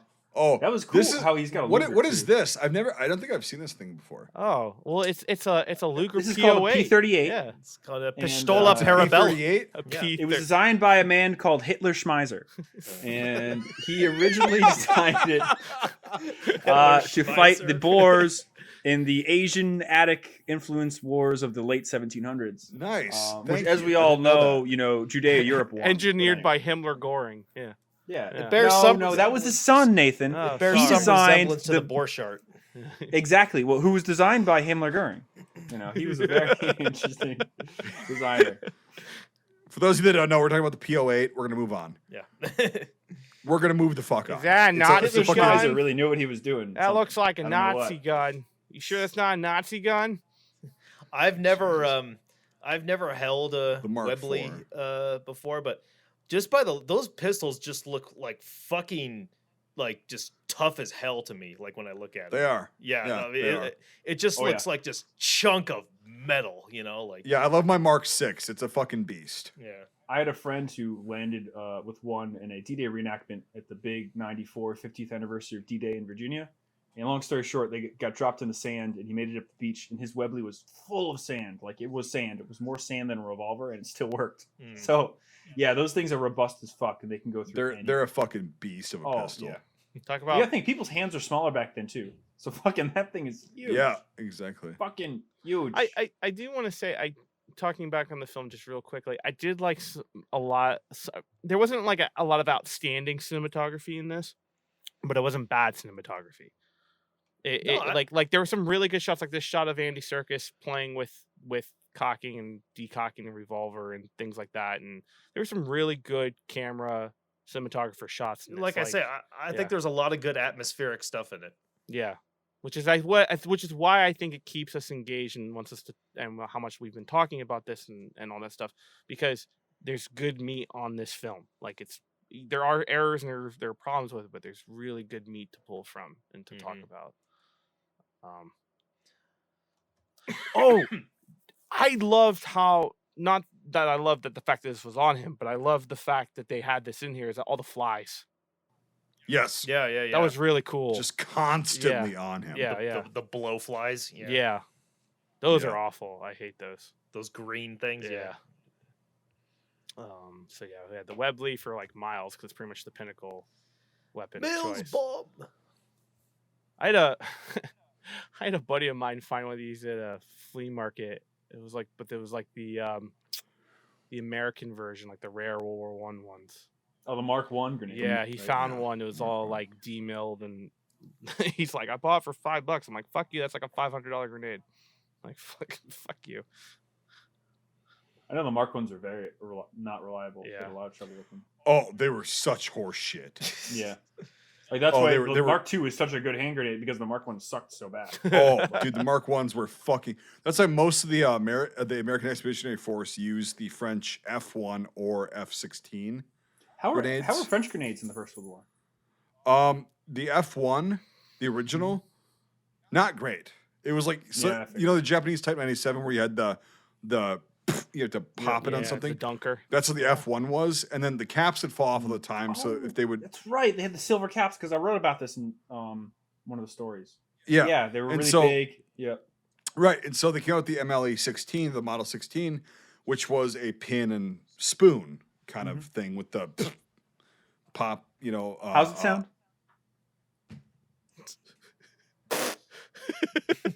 But so Perfect. it was more like a conventional grenade, the second one. Yes, and they issued a lot of those guys to American soldiers, and they liked them a lot. They liked the Mills bombs too. Like the guys that were in British sectors loved the Mills Yeah. bombs. Okay. So Yeah, the Mark I know One, some basically, guys- you have to. It's a you pull the pin after you've rotated the bottom part of the lever so you can release the spoon. Oh, what the fuck? Yes. That's gonna get people killed. Yeah. So And it did because here's the thing: Yeah. is a lot of times they would just pull the pin and throw them. Which way am I supposed And to whip? And the Germans would go, all right, Right, yeah. and throw them back. Yeah.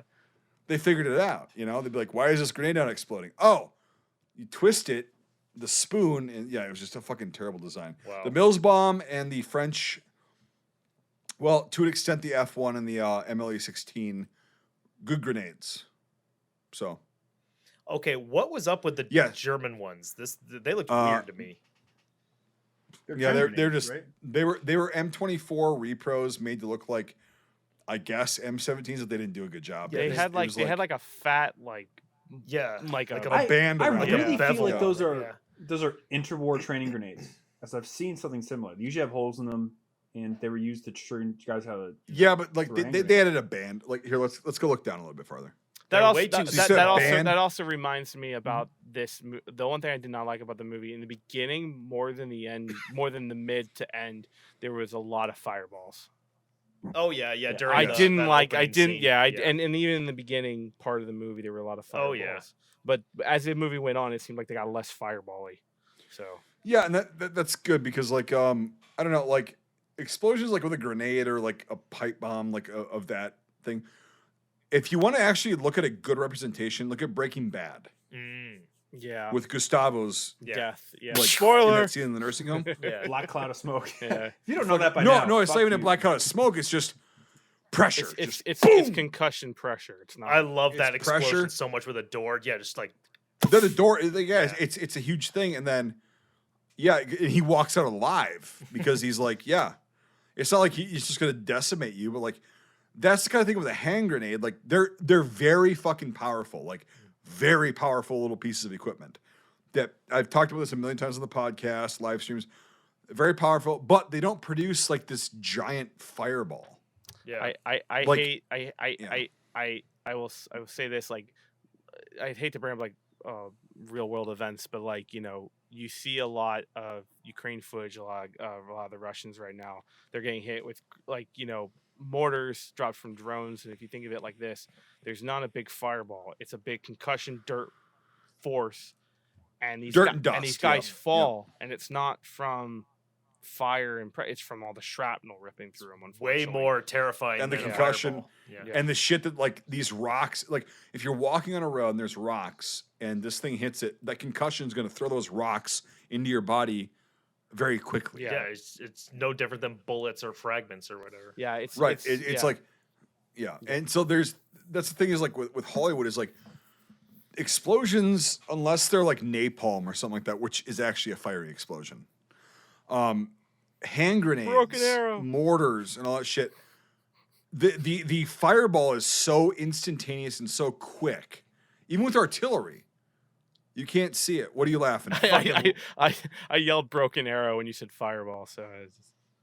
Oh well, yeah, that was napalm. That was partially napalm. No, I know, fucking love but that broken arrow. Yeah. they just do nothing but like the fireball thing. So Yeah. that's why I was like, But like no, in real life, it's like it's literally just it looks like a big puff Yeah. of dirt, a little bit of black smoke, and just dust. It's so like Flying up. It's so fast. It's way scarier than like a fireball.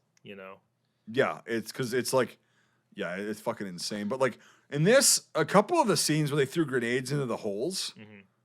it was like, shoo, and it was done. and that But a couple of them that's they had like fire. and that's why I said like later in the film they seem to tone down the fireballs. right. Yeah. I agree because yeah, yep, Well, because I'm sure- and it, at night I get it's a night battle. That's what I was gonna Fireballs, say, yeah. all that stuff, Hollywood, I get it.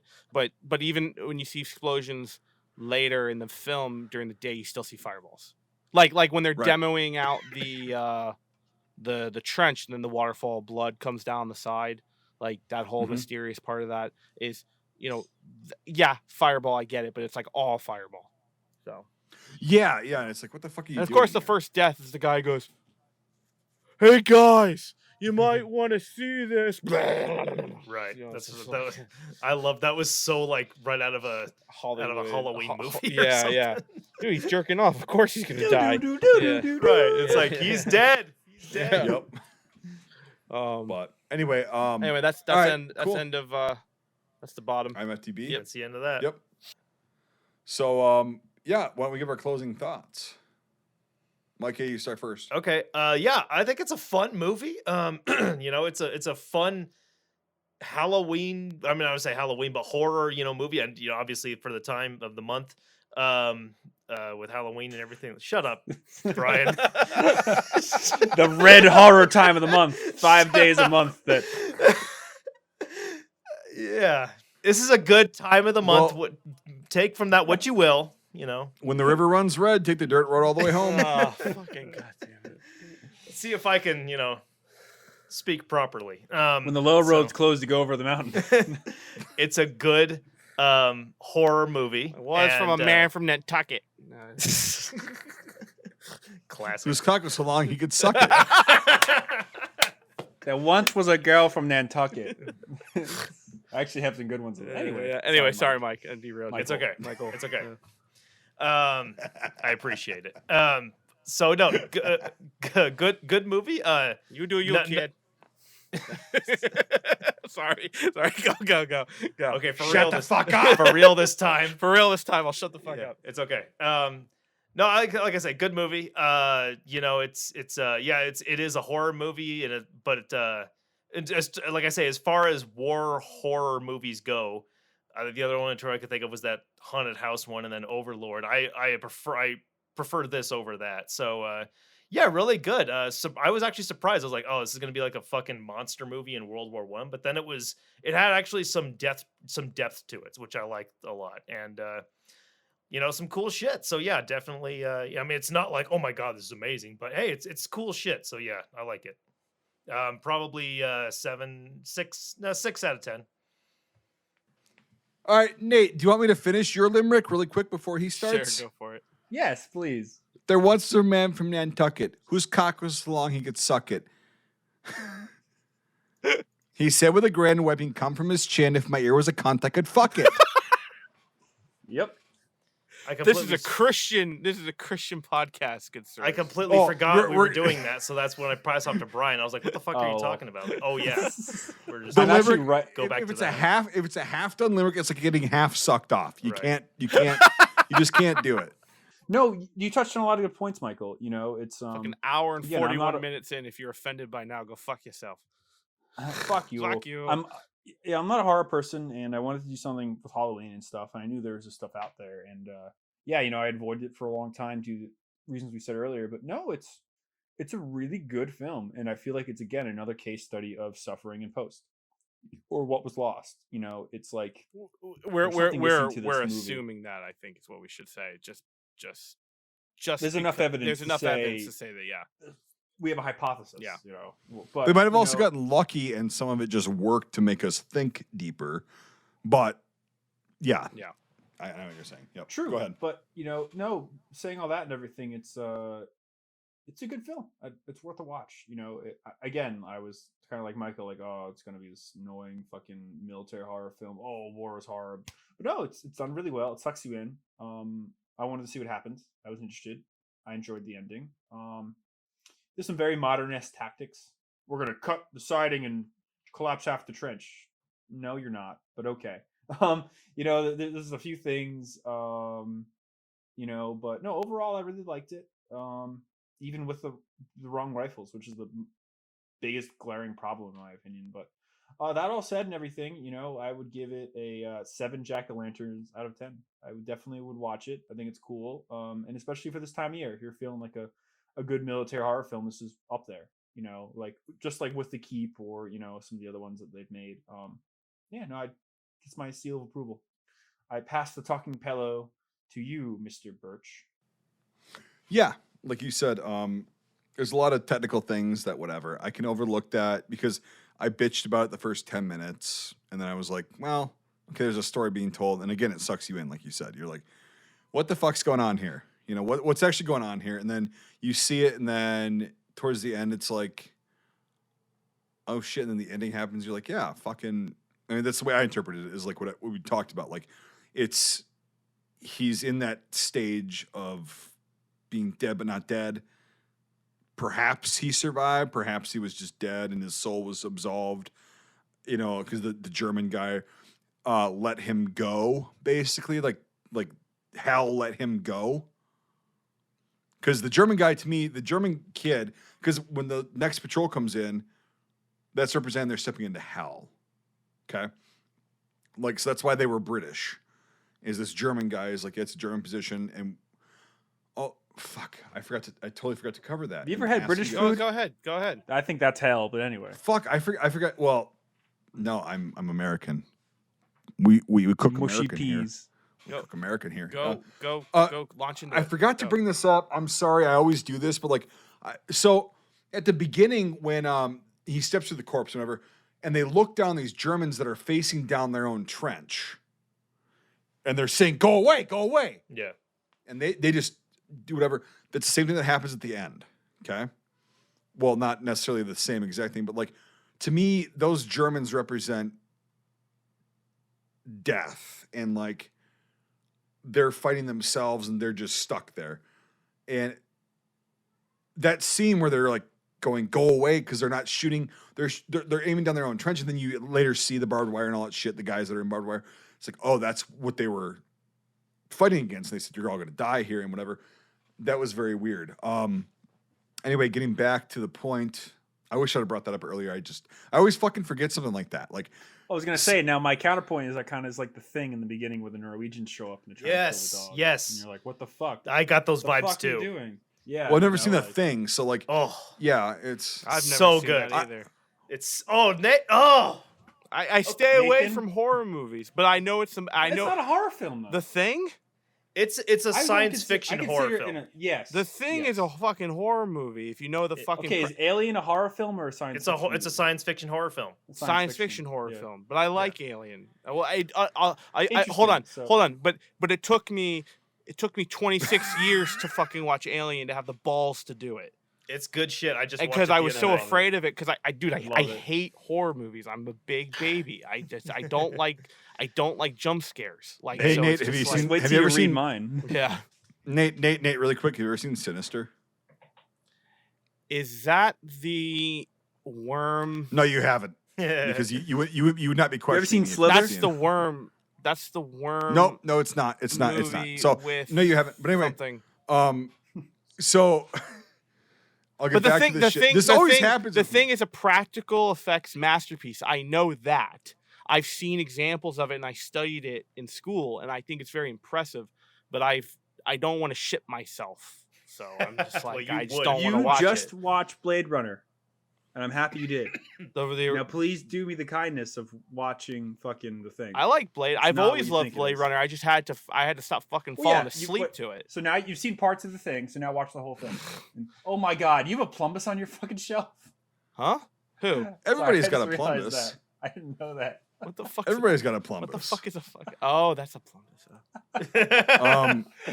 So Go ahead. Oh, yeah, fucking idiot. but anyway, we always do this. Michael's not seen Lost, so I didn't make fun of him like you're That's making no, fun of Nate. that's no loss on his part. No, but here's Pun the thing, intended. Penis is like I was Yes. trying to use that to drive a fucking point across, and I didn't berate the shit out of him. It's more than that. Like Yeah, it's more than that, Brian. It's- You haven't watched it. Come It's on. okay. Did you just blow it in the Whenever I mic? hear, Fuck whenever I you. hear strong wind, I get afraid. Oh, it's the dust monster. Anyway, let's bring it back to oh my Mike. fucking god! I wish I could fly to Connecticut and just punch you so fucking hard that your grandkids. The would time have you fly here, dimples. I'll have flown somewhere else. No, you won't. Catch me if you can. No. Catch me outside, bitch. Call my But Leo anyway, quick. so what the fuck? So I was saying something about Germans are death. Yeah, so that's what I viewed the German kid or the soldier at the end. He was death, and then he said, "That's why you're free to go."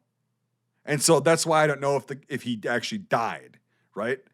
You don't know if he died because then he sits there and waits for the next group of guys to come in who are doing the same shit. All the rest of them are fucked. They're all dead. The 9 guys that entered the trench are dead. Or I'm sorry, the 8 out of 9 guys that entered the trench are dead.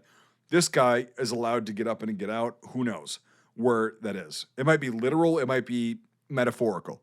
But I did like that because even when I was a fucking retard, like 21-year-old, I actually understood that as a metaphor, and I was like, "Oh, that's interesting.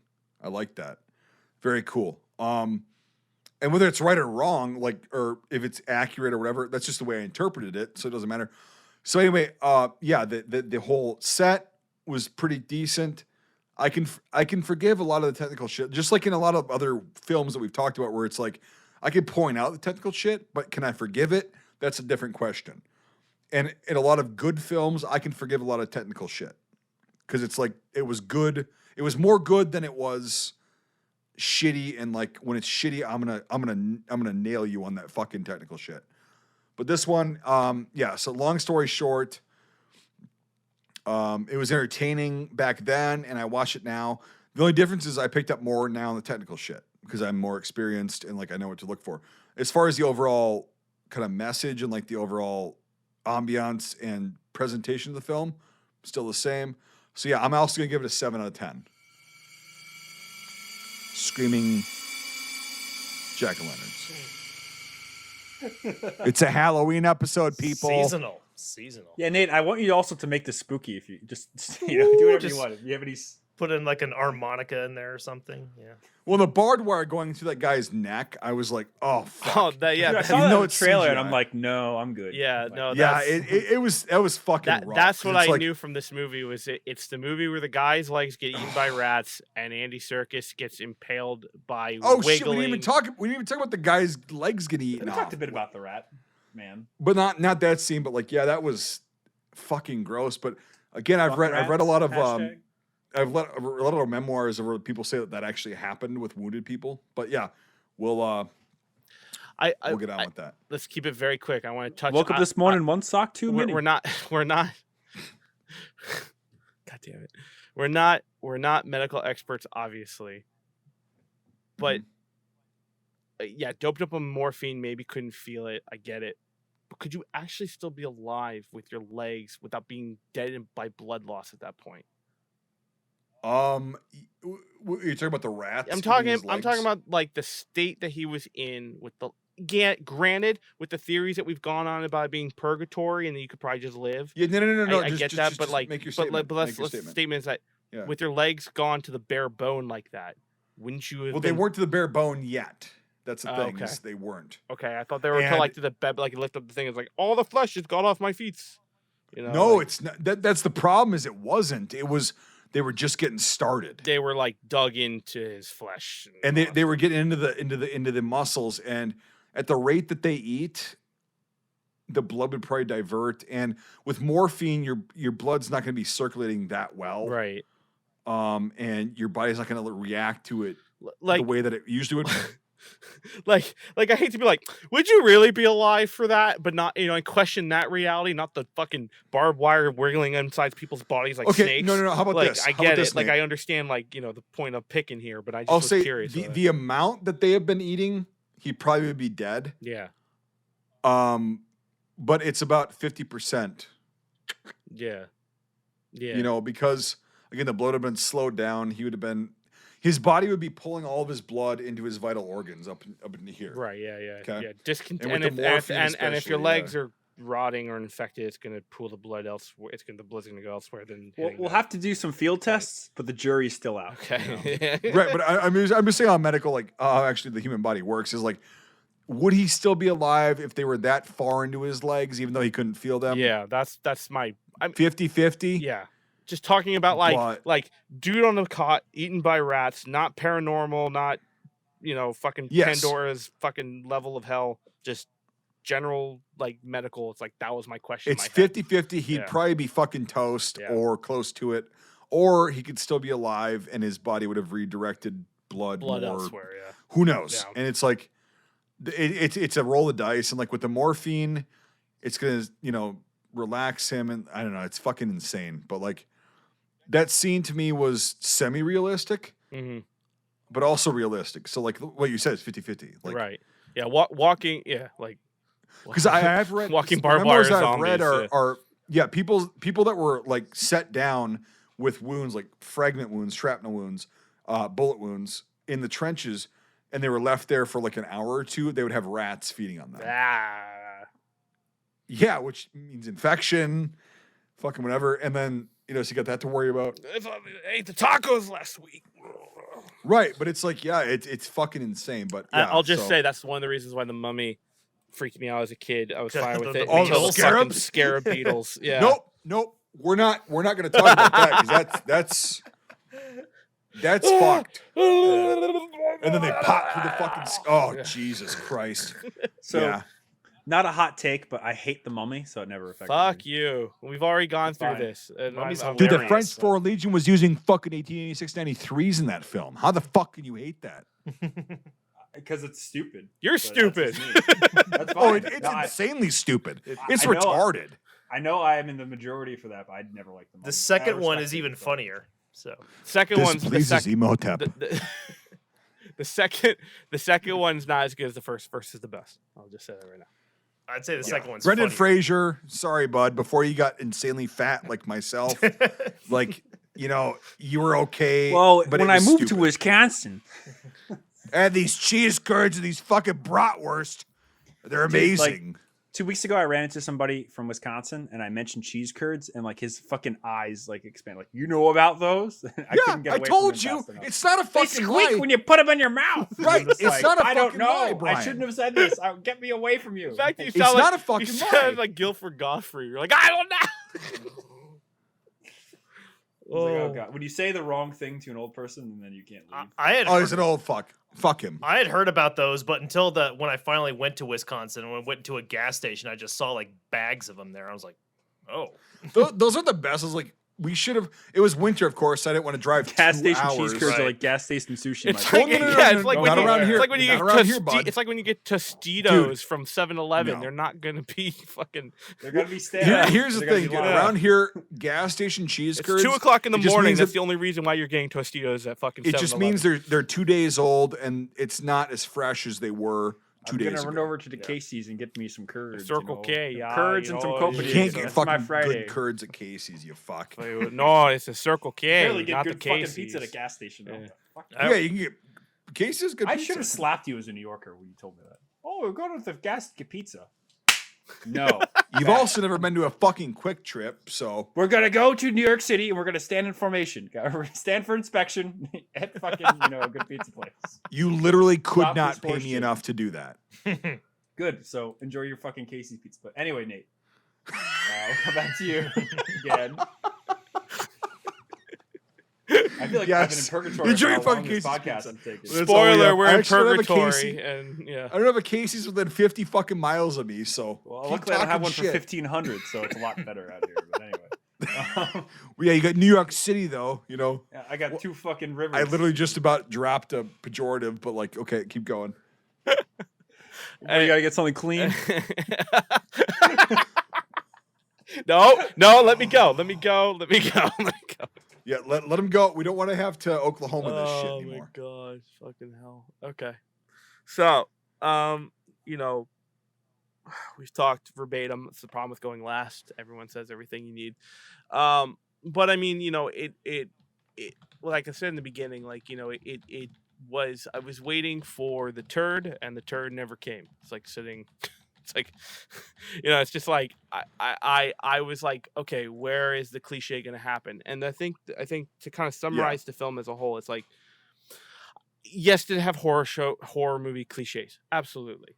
But the way it was going about was not what I was expecting. I was waiting for the big bad monster. I was waiting for, X, Y, and Z to happen. And it just didn't happen. And I liked that, Right. how it was able to turn on itself and really, really kind of give you another level of, thinking about this film. And I think whether it was intended or not, who knows? Maybe it's, the cult fan, favorites going for and trying to say, oh, it's about this and it's about this and it's really about this, and like whether it's that or Well, not, it is about this. whether it is about I'm sorry. Go whether ahead. I'm just putting it on a black. I believe that too, but I'm just saying, like, whether it was this or this, Yes. if it was just like, let's just make something weird and wacky and it's just going to be weird and mysterious, it works, and I enjoyed it. And like kind of what you said might be, it has its problems, but they're forgivable in that sense. They're not Mhm. worth fucking hyena roading. So Yeah. it's all in all, I really liked this movie, and had its cliches, but I give it a 7 out of 10 Screaming Mel Gibsons, and I think that's pretty decent. I think You're not going to be festive and just break that for once and just say Screaming Jack-o'-lanterns or something like that? We're gonna go. Maryland is so scary just living there that he doesn't have to have any spookiness. Go off He to the is spooky. Rofo and just Yeah, like the shifter on his car is a skull. Everybody wears black there. gas. This is Halloween, gas is going Braz. outside the cars. It's just Yes. I walked over 2 guys that fucking fentanyl overdose or fucking trench 2 one meth one heads disease. I fighting don't know. over a fucking Oh, hooker yeah, on the yeah. same side of the road. It's just like, fuck. Anyway, Anyway, Yeah, for you Marylanders out there, you Baltimore residents, you can comment on his Move. yeah, get the fuck out of here. But anyway, so Yeah. we've got a pretty consistent score again. Yeah, we do. We all pretty much agreed. So Yeah, so putting all the numbers into the spooky machine this week, our average is 6.75.